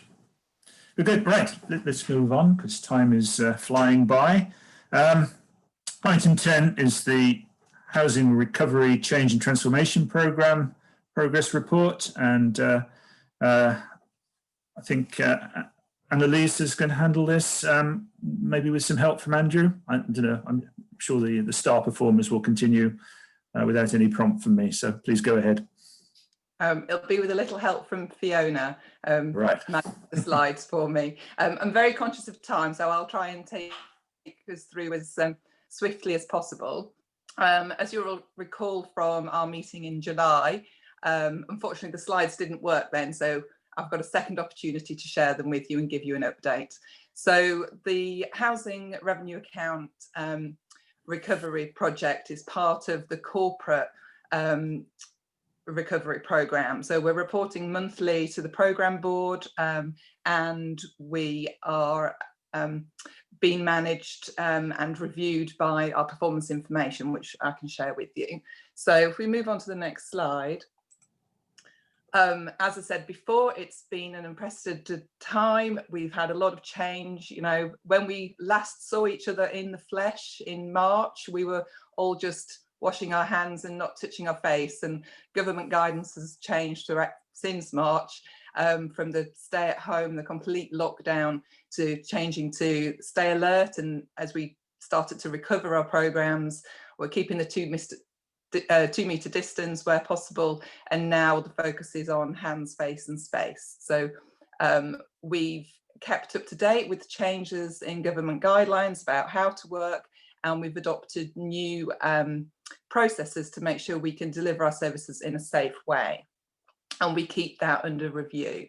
So the recovery programme, we did a SWOT analysis and identified the 5 key objectives for the landlord services to make sure we were back up to speed and we were able to deliver our core services. So we needed to make sure we were getting our income in, we needed to make sure that we were letting homes, that we got our responsive repairs programme back up and running. We started to look at our capital works and restart those programmes. And also the 5th objective was to make sure we maintained our new homes delivery. So if I just take each of those objectives briefly, just to give a little bit of context, we are not meeting our rent collection target, I think, as everybody would have expected, because there's been a huge change in the economy, people's personal circumstances have changed. But just to give it a bit of national context, Housemarque have been collecting data over the pandemic period, and so across the board, the average performance in rent collection, rent arrears, is at 3.64% across the country, whereas at Waverley, we're not at our 0.7% target, but we're well under the national average. We're still doing well at collecting our income. I think you probably remember that last time we met, we said that we'd had over 300 tenants claim universal credit, and that's continued, not at the same spike, but an increase week on week. And we have to bear in mind that people might not get any funds for 5 weeks once they've made that claim. And Citizens Advice provided some research and some information that said that, you know, half the people who claimed universal credit experienced some financial hardship where they waited for that first payment. So if we move on to the next slide, looking at lettings. So unfortunately, you will recall that we had a backlog of homes in May because we hadn't been able to let any homes during April. We have now started letting homes, but we do have a backlog of about 80 empty homes that we're trying to work with our contractor with. We've had some issues with staff being on furlough, bringing people back, but our contractor has got some additional resources in now, which started in September, and we're hoping to see an improvement in October. So we do have a rent loss, which will exceed our annual target by the end of the year. But as I said in the earlier report, it is within the financial thresholds of the HRA business plan. But this is something we're really keen to keep an eye on. This committee has scrutinised our relet performance for years, and we will continue to do so as we get through the backlog. 15 homes were let in September, which isn't as great as the push we had in August, but I was informed that 7 homes the works have been completed this week, so they will be let next week, so we'll be ahead of the game in October. So hopefully we'll see some increase in the relets in October. Moving on to the next slide and thinking about responsive repairs, Ian Williams recommenced the responsive repairs programme in June. So we've been getting about 200 repairs a week coming through. The good news is that the legacy works we had that were from our previous contractor are all set to be cleared by the end of this month. The majority of the work's been completed. Everybody's got an appointment, so that's really good to see the end to those legacy works. We are having some issues with capacity. There's a daily roll call to see whether operatives are able to work, depending on their circumstances, who's been exposed to what, where people have been. But they, again, are looking to get some additional staff. So there's a team of 10 at the moment, and they're in the process of recruiting another 2. But again, putting that in the national context, we're not alone. Only 1 in 10 social landlords have been completing more non-emergency repairs than they've been getting in. So everybody's got a backlog that we're trying to work through. And moving on to the next slide for gas safety. This is where the team have really managed to improve their performance. So you'll recall that in the summer we had a high number of homes for us without a gas safety certificate. You know, we're normally used to reporting 100% to you.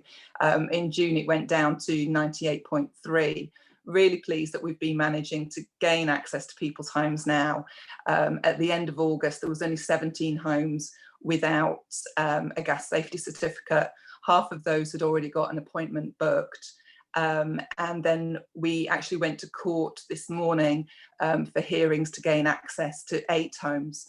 So I'm pleased that we were able to get that court permission to make sure we can gain access and make sure these homes are safe. But again, if you look at the national picture, we are performing better than some of our colleagues.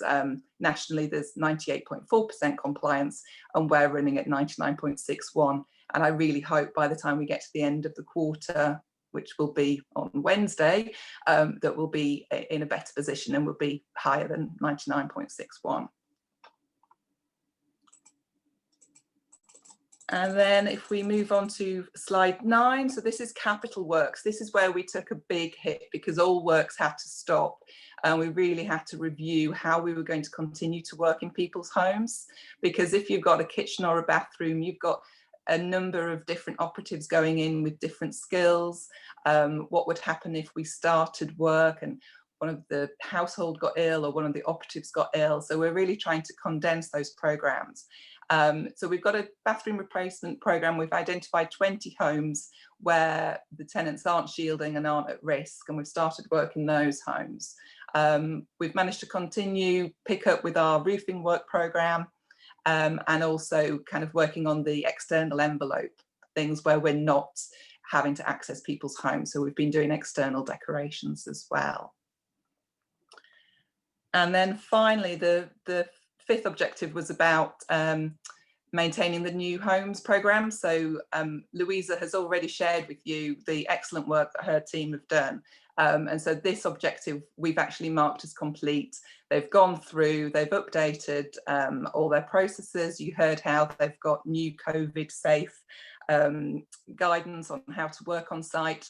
So this objective, I'm delighted to say, has been closed on the program, and will continue to focus on the income collection, the reletting of homes, getting the responsive repairs back on track, and making sure we maintain the spend on the capital works.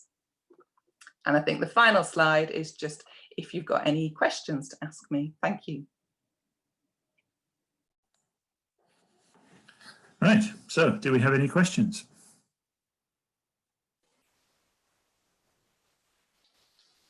Yes, okay. Councillor Cole, go ahead, please. Thank you, Chairman. I mean, in the presentation, thank you. That's very interesting. You did mention needing court order to go and do a gas check.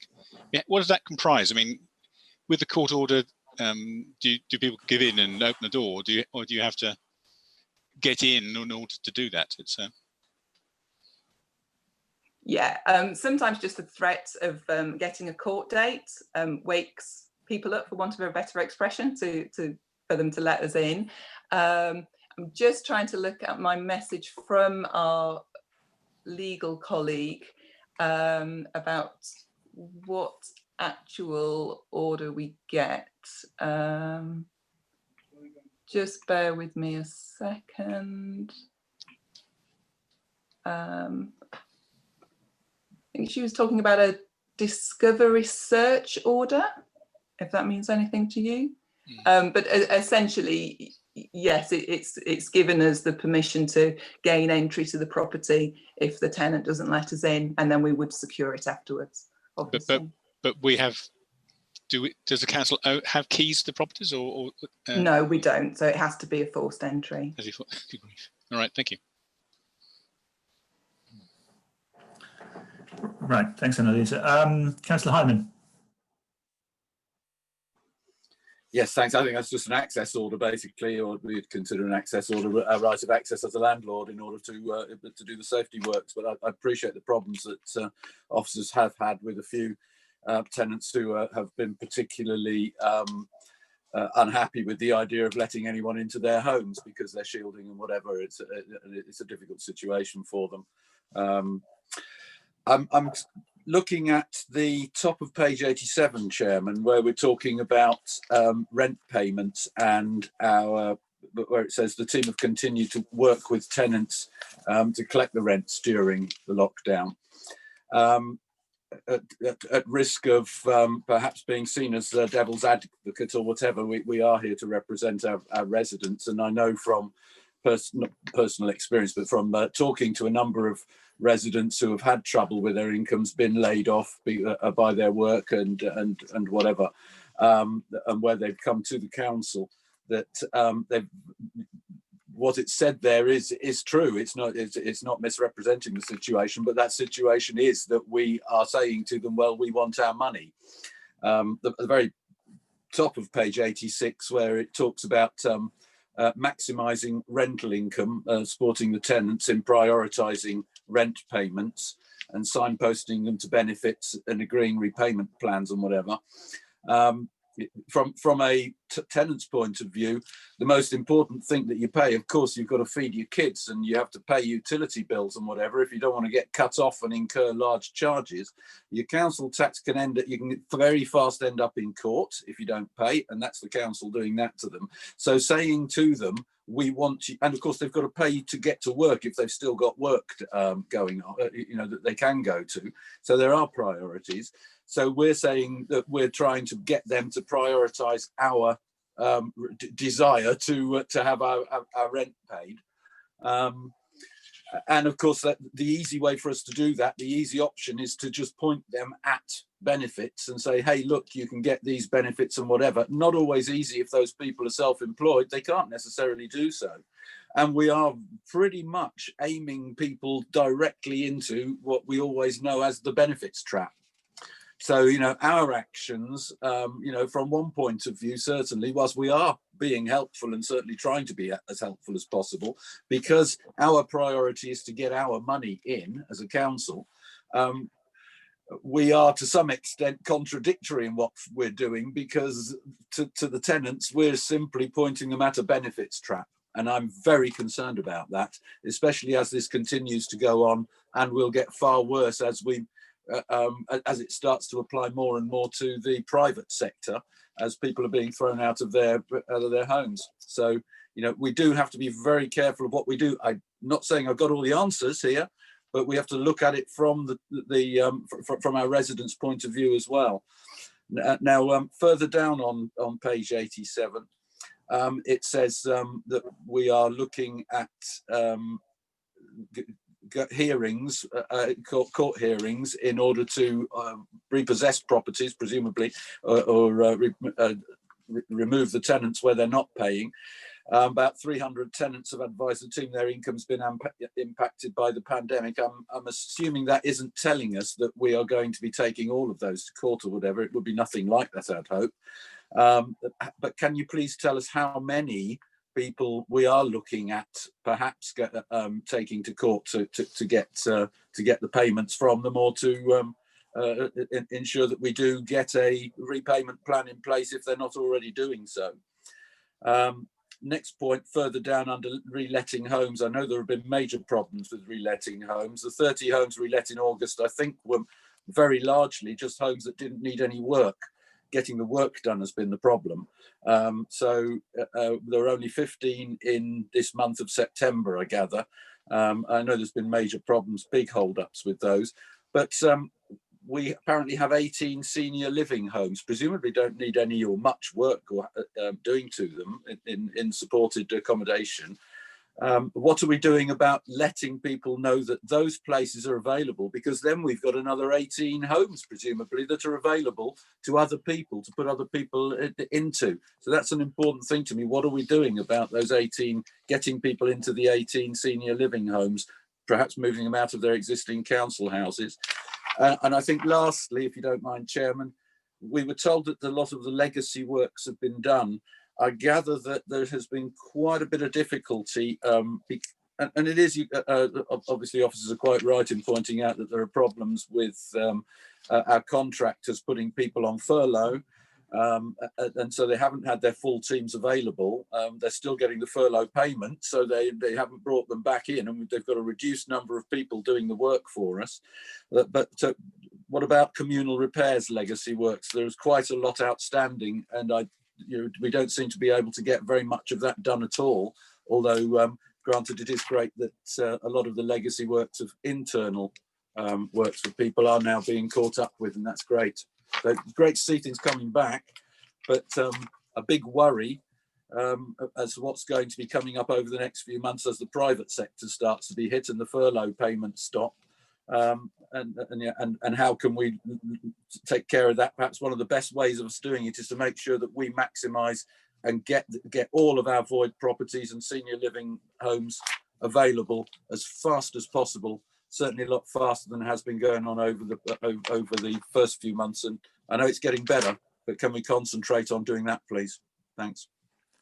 Okay, so Annalisa, if you could try and address some or all of those points, and then I have Councillor Keane's hand up, so just to let you know that it's noted, and you're next. So Annalisa. Okay, I might need a little help. I think there was 5 areas, but it might be a little scattergun, but I'll try my best.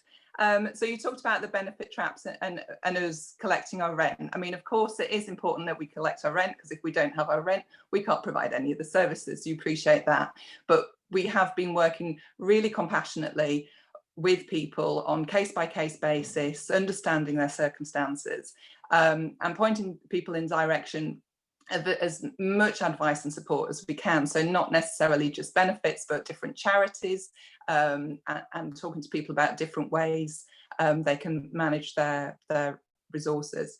You will be aware that the government introduced the Coronavirus Act earlier in the year that put a halt to any evictions, and that has continued to be extended kind of month on month. So we're waiting to see what will happen next. I mean, personally, I hope it continues. And the other thing to bear in mind is that it's not going to be the first business that the courts want to get involved in. I can't imagine. I think there'll be court instructions, and everybody is aware that if you make people homeless, what's going to happen to them? They're going to be approaching the council, and it's far more expensive to deal with an emergency situation than to actually help people in the home they're in. So I'm hoping that private landlords can be compassionate and a bit more sympathetic and take a longer term view, like the council are doing, taking a longer term view about making the payments over a 2-year period. Does that answer the first part of your queries? Yes, I think that one ended with me asking, you know, how many are we looking at? Okay, yes, having sorry. to take to court? Are there any, or is it not an issue here? So anybody who has fallen into arrears since March, who is speaking to us and attempting to make payments, will not be going to court. There is some legislation that you'd have to be 6 months behind in your rent before you could get a court order, and serving notices has gone up from 3 to 6 months. And the other thing to say is that the whole team view it as a failure if we evict somebody for rent arrears. That's not what we're here for. We're here to provide homes, and that's what our focus is on.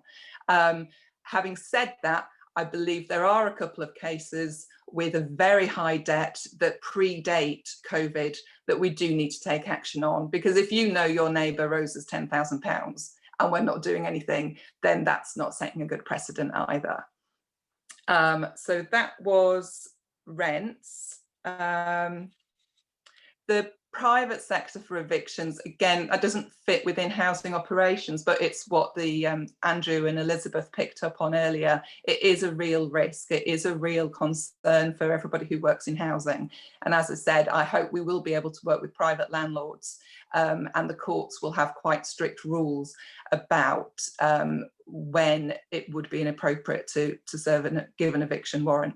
And I think, given the circumstances we're in, everybody is taking a more practicable approach, and I really hope that we don't see a massive steep rise in evictions in the coming months as we go into the winter. Talking about getting homes re-let, we are working hard with our contractor. We're doing a lot of performance management, a lot of support to get the right works done. Looking at the senior living schemes, when we first started back working in homes that were empty, we only worked in senior living schemes where they had their own entrance, because we didn't want to be having different tradesmen coming into the senior living schemes.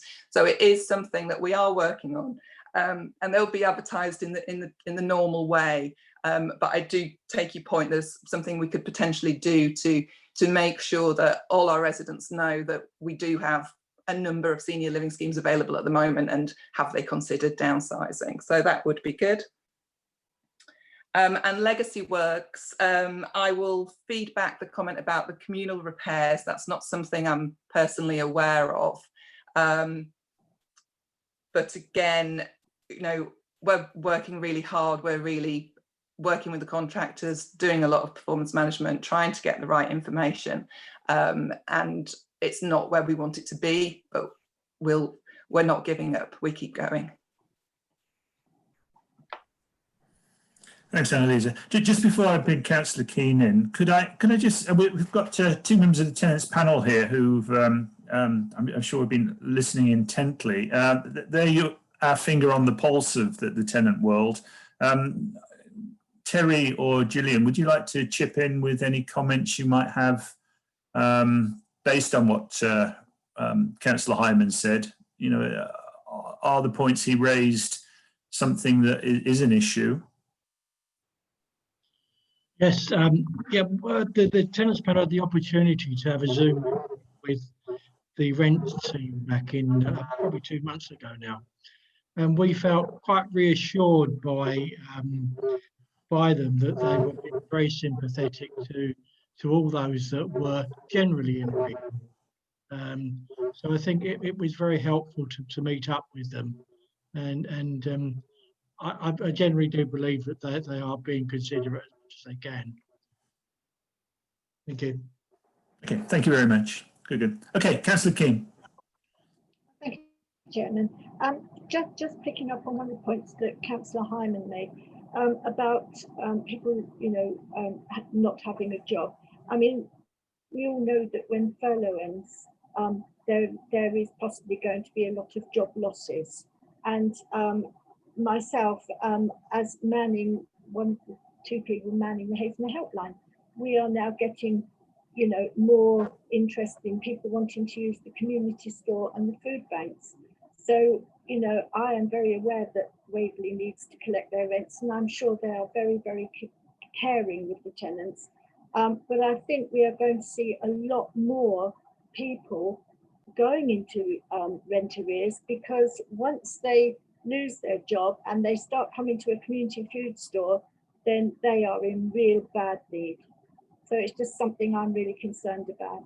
Thank you. Right, do we have anyone else wishing to comment on this? Councillor Hyman is indicating. All right, Councillor Hyman. Sorry, very briefly, if I can just come back. Absolutely, Councillor Keane. There is a problem out there, and it's a rising problem. It's going to increase. But please don't.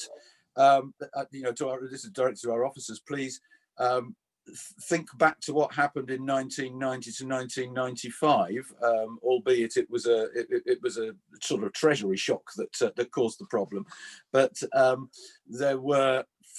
People were paying 12% to 18% interest rate on their mortgages for a few years. Over a period of a few years, it varied depending on who your mortgage provider was and whatever. So this isn't just about private rented accommodation and our tenants. The coming problem if we're looking at what's the worst case scenario that we ought to be making sure we've got in the back of our minds, and at least thinking it could happen, let's not let it be a complete shock to us, is there could be a lot of mortgage companies taking back houses from people, or putting people in a position where they've got to pay what they can't pay, because if interest rates rise because of stock market shocks, because of Brexit possibly also. I mean, we know the government is trying to work in the direction of negative interest rates, for goodness sake, the opposite to real life.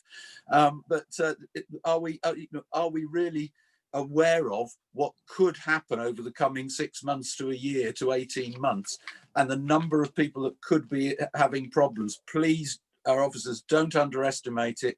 Make sure that we're doing everything we can to make sure Waverley can help as many people as possible. That's all I'm really saying. Things aren't necessarily, I don't want to be the doomsayer or whatever, but I've been through it. It's happened to me. I've got the T-shirt and all the rest of it. I owe money to everybody on earth.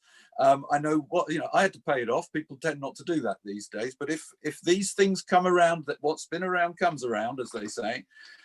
If this sort of thing can come back, and can come back worse with the perfect storm we're almost creating here, not us personally, COVID and everything else, we need at least to be thinking, are we ready for this? Is there more we can do? Because people could be coming to us in their droves, and Jackie's right, it's starting.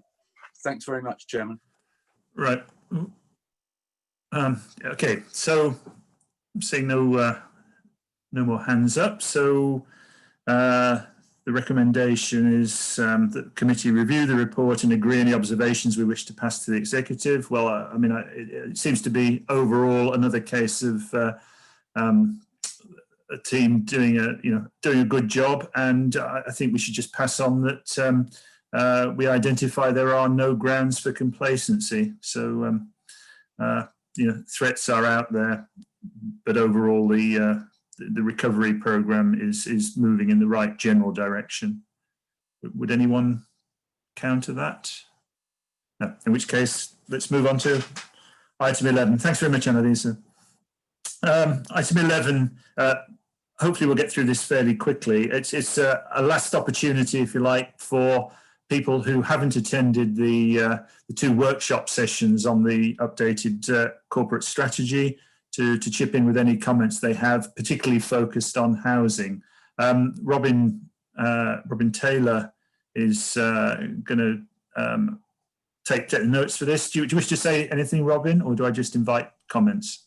The only thing I'll say, thank you, Chair, is that this isn't the last time the committee will have a chance to look at this draft. This is the first draft, and you'll have another chance to look at it later before it finally goes on to the executive or council. Obviously, the final version of a corporate strategy will only be agreed once it's been considered by full council. So plenty of opportunities to comment. This is the first opportunity for overview and scrutiny to comment, and we're also taking account of the comments from the member workshops. Thank you, Chair. Thanks, Robin. Okay, does anyone want to add anything that they haven't already brought up at workshop sessions? So I'm not seeing any hands.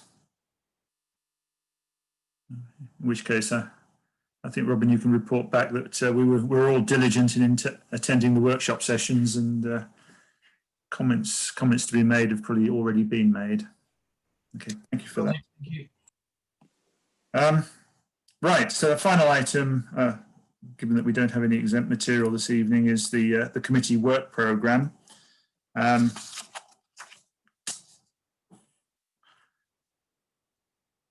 Can I remind members that officers are still stretched very thinly by the need to support the COVID response effort, and also we've had 1 or 2 resignations in key positions supporting us. So, and furthermore, Zoom meetings are not particularly conducive to long agendas. We've already overrun this evening.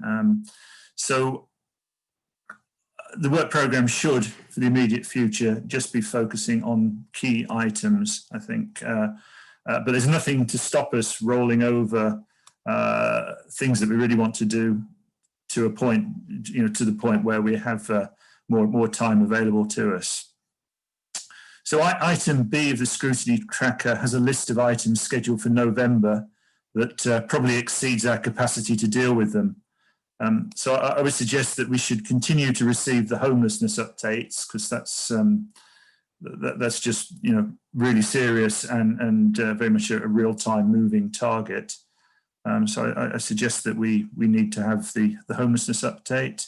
We need to have the recovery plan. That needs to be an ongoing item. Beyond that, does anyone wish to express strong views about things they would like to see, or should we carry on the route that we've adopted for the last couple of meetings, which is Councillor Marriott and myself meeting probably about a month before our meeting with officers, with the heads of service areas, and identifying the key items that they need dealing with to efficiently keep their programmes moving. Okay, Councillor Cole, please. Thanks, John. I'm just bearing in mind what one reads, at least I read the news, that the lockdown and associated pressure has caused other things to pop up, in terms of, obviously things like abuse in the home, not necessarily our homes. But are there things which maybe on the list here, which could be relevant in that context? Things which we're pushing to one side, but actually are more important, are becoming important because of the pressures of lockdown, of increased unemployment, things that have been mentioned this evening. We shouldn't be sort of ignoring those things to concentrate on the main problem when the other things are actually important. So perhaps I could ask the officers whether there's anything which they see on this list which they think maybe could be becoming important. Yes, that's a good question. Andrew, would you like to address that one? Thank you, Chairman. I think certainly Annalise and I were discussing this the other day, moving up the agenda on the antisocial behaviour policy, because certainly what we're seeing at the moment in certain areas of the borough is an increase in antisocial behaviour. And also, with one of my other hats on, I chair the Community Harm and Risk Management meeting, which sits under the Safer Waverley Partnership, which is part of our community strategy operation.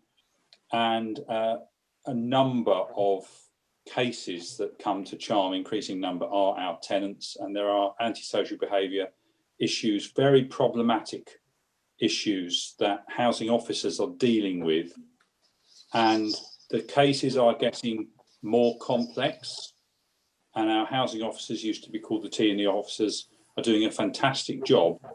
But I think it would be a good idea if Annalisa and I sat down. I'm not sure where the antisocial behaviour policy is, and Annalisa can comment on that, but to move that forward, because I think Councillor Cole is right. Whether it's specifically linked to the pandemic or not, I don't know. But in terms of a current and increasing issue for us to face as a housing authority, for me, that is quite a priority. Yes, that was the one I saw on the list. I wondered if that was one of the ones that could be brought forward. So, thank you. Good. Okay, so Fiona, if you could capture that as a target, and Councillor and I will focus on that with officers when we have our work programme discussion nearer the date. That's good. Good question, Councillor Cole. Thank you very much. Have Councillor Hyman. Sorry, Chair, my fingers stopped working at pressing buttons. I did press my button to say antisocial behaviour policy we need to make sure that's on our. But then I tried to undo it and my finger wouldn't work, because as soon as Andrew had brought it up himself. So, but absolutely, we need a different approach to sorting out antisocial behaviour and catching it from the bottom up as soon as it's starting. We need a lot of our tenants helping us with that as well, that to be our eyes and ears, really, because it is a very difficult one for our staff to sort out, and we need to make sure that we are working with our partners through community, I suppose, as well, community ONS and that side of things, in order to get on top of that, because it's going to become an increasing problem, I feel, over the coming 6 months, and we need to start now on that. Thanks. Okay, that's good support. Thank you very much. Good. Councillor Keane. You're muted.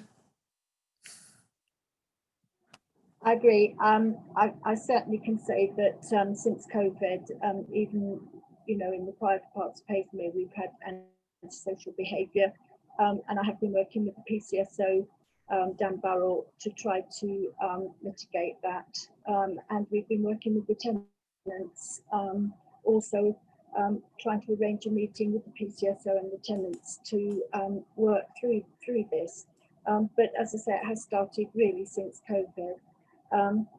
There is another issue I would just like to bring up. It's on page 98. I'm sorry I missed it first time round. It's number 23 on page 98. It's just a thing that I wouldn't be very happy to see, and that's to achieve a successful transition to paperless agendas. I know some people really like the paperless agendas, going online and all this, but some of us don't. And I can honestly say that several councillors who feel the same way. So I would say maybe to the executive to maybe talk to those that don't want to have paperless agendas. Maybe we could put in a request to Fiona to continue to have those. There may not be many of us, but some of us do like to have the paper in our hand. Thank you. Okay, thank you very much. Okay, so Robin, you capture that as under the previous item, and I'm hearing strong reinforcement for looking at antisocial behaviour at our next meeting, providing the officers are in a position to bring a meaningful paper to us. Okay, I've got several hands up. I've still got Councillor Hyman's hand up, but I presume that's a residual. Yes, that's gone. Andrew, do you wish to speak again? Yes, thank you, Chairman. And I appreciate what Councillor Follows has put around. I think we have to be very clear that antisocial behaviour in the borough is not only our tenants at all. And the number of our tenants, you know, that perhaps are demonstrating antisocial behaviour is a minute number compared to the number of tenants we have.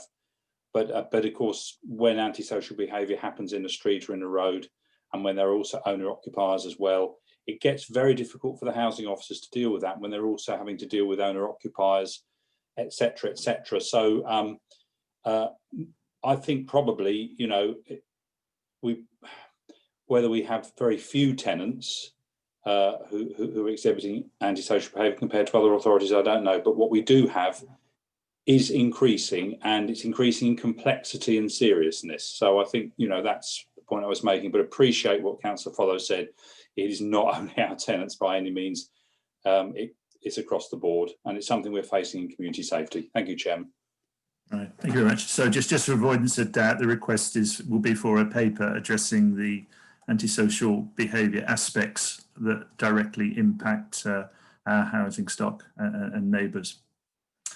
Okay, thank you. I have Councillor Baker. Thank you, Chair. I see in the schedule here that there's a reference to mental health and housing. Now, I know that you and I agree that mental health is a huge topic, but what has occurred to me is that there are going to be a lot of people with mental health problems, I think, arising from the aftermath of COVID. And maybe we could keep a watching brief on the mental illness implications for housing provision. I just don't want that to be lost sight of in the general difficulties that we are having and the prospect of a second surge in COVID numbers. But because mental illness is something that plays its part in housing provision, I think. Thank you. Thank you very much. In fact, officers had pointed out at a previous meeting that it's sort of for us as a committee to decide exactly what we're asking for on the mental health aspect. And I think I'm remiss here in not, I suggested we ought to have an informal meeting to discuss this. I haven't organised it. If Fiona would like to minute that we do need to have some kind of dialogue so that we can make a very specific request to officers to come forward with something, because I think you're absolutely right, Councillor Baker. The pressures of being locked down and the circumstances that we're under are highly likely to be creating mental health issues, and that's a bubble that could burst, and we don't want to get caught out. So thank you for bringing. Thank you. I was actually trying to constrain the scope so that it was manageable, because you can see how it could just explode into something that didn't go anywhere because it was too diffuse. But I think if we look at it in the context of COVID-19, that might be a help. Okay, so we have it in general down on our list of work items, and we do. So we ought to add to that, making it more focused on the COVID situation, so that we are addressing a specific short-term problem. And so we'll discuss that with officers when we meet next, and explore timing, because we're already half an hour over this evening. There's a Sorry. No, not at all. It's my poor chairing, not great participation for everybody. Annalisa, I've got your hand up. Would you like to comment? Yeah, the risk of overrunning. I just want to say that mental health is something that is affecting everybody across the board. It's a whole community, issue for everybody. I'm sure everybody on this Zoom call has had some poor mental health over the last 6 months at some point in the day. And just to say that the Chartered Institute of Housing president has made Mind her charity for the year, and they've published 2 really useful documents. One is a guidance for employers working with people who and supporting people to have good mental health, which I have shared with our HR team. And they've recently published a document about supporting tenants who are suffering with poor mental health, with some guidance and top tips about how to work with people. And a lot of that was down to the way we talk to people about rent collection, and not sending a letter saying your home is at risk, but actually speaking to people and saying, I noticed you didn't pay your rent this week. I know it's important to you. Is there something I can help you with? So it is a very live issue for us. Okay, thank you for that feedback. Okay, Councillor Hyman, have your hand up again. Yeah, very quickly, Chairman. Quickly, Talking about the antisocial behaviour issue, of course, it's it's as much community, I think, and because of their crime and disorder angle that they have involved in, they have within their remit. Wouldn't it make more sense for us, rather than simply limit our discussion of it to the impact on our housing and the impact of our housing? Should we perhaps not look at it? If you would perhaps speak to Councillor Dinas about it, he's the chairman of the community ONS, and see if we could perhaps officers could do something together on, both committees together, because it is a thing across the board. Only 10% of our housing is in Waverley is tenants, and as much antisocial, or far more antisocial behaviour comes from the private sector. So we and as that committee is already on the ball to some extent, perhaps you would try and team it up with them and maybe have a joint meeting on it if it's appropriate. I don't know, just thinking that way. No, that's good thinking. If you can capture that, Fiona, then I'll have a conversation with Andrew, and we'll look at exploring that avenue. Thank you very much. Right, no more hands up on that. So the only other thing is on Part C, we've got a list of in-depth scrutiny reviews identified, and I believe our #1 priority is to get the housing design standards review lined up to start in the new year. It's going to be a detailed and sometimes quite technical piece of work, but one of great importance, aimed at redirecting our house building programme down a much more energy efficient route. So the next stage should be a scoping document, which I hope we can bring forward to the November meeting for discussion. At that point, we can start lining up volunteers for a task and finish group, which hopefully can start early in the new year.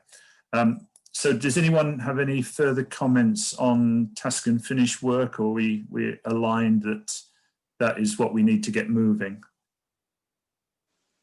Okay, not seeing any comments, so thank you very much. So that's work programme identified. Final items, exclusion of press and public, to consider any exempt items. Well, we don't have any, so can I apologise for keeping you half an hour longer than we would have liked, but excellent discussion. Thank you very much, officers. Thank you for members for giving up their time, including the subs, and for Councillor Follows for joining us and representing the executive. And have a good evening. Thank you very much. Good meeting. Good evening. Thank you. Thank you, Chairman. Chairman.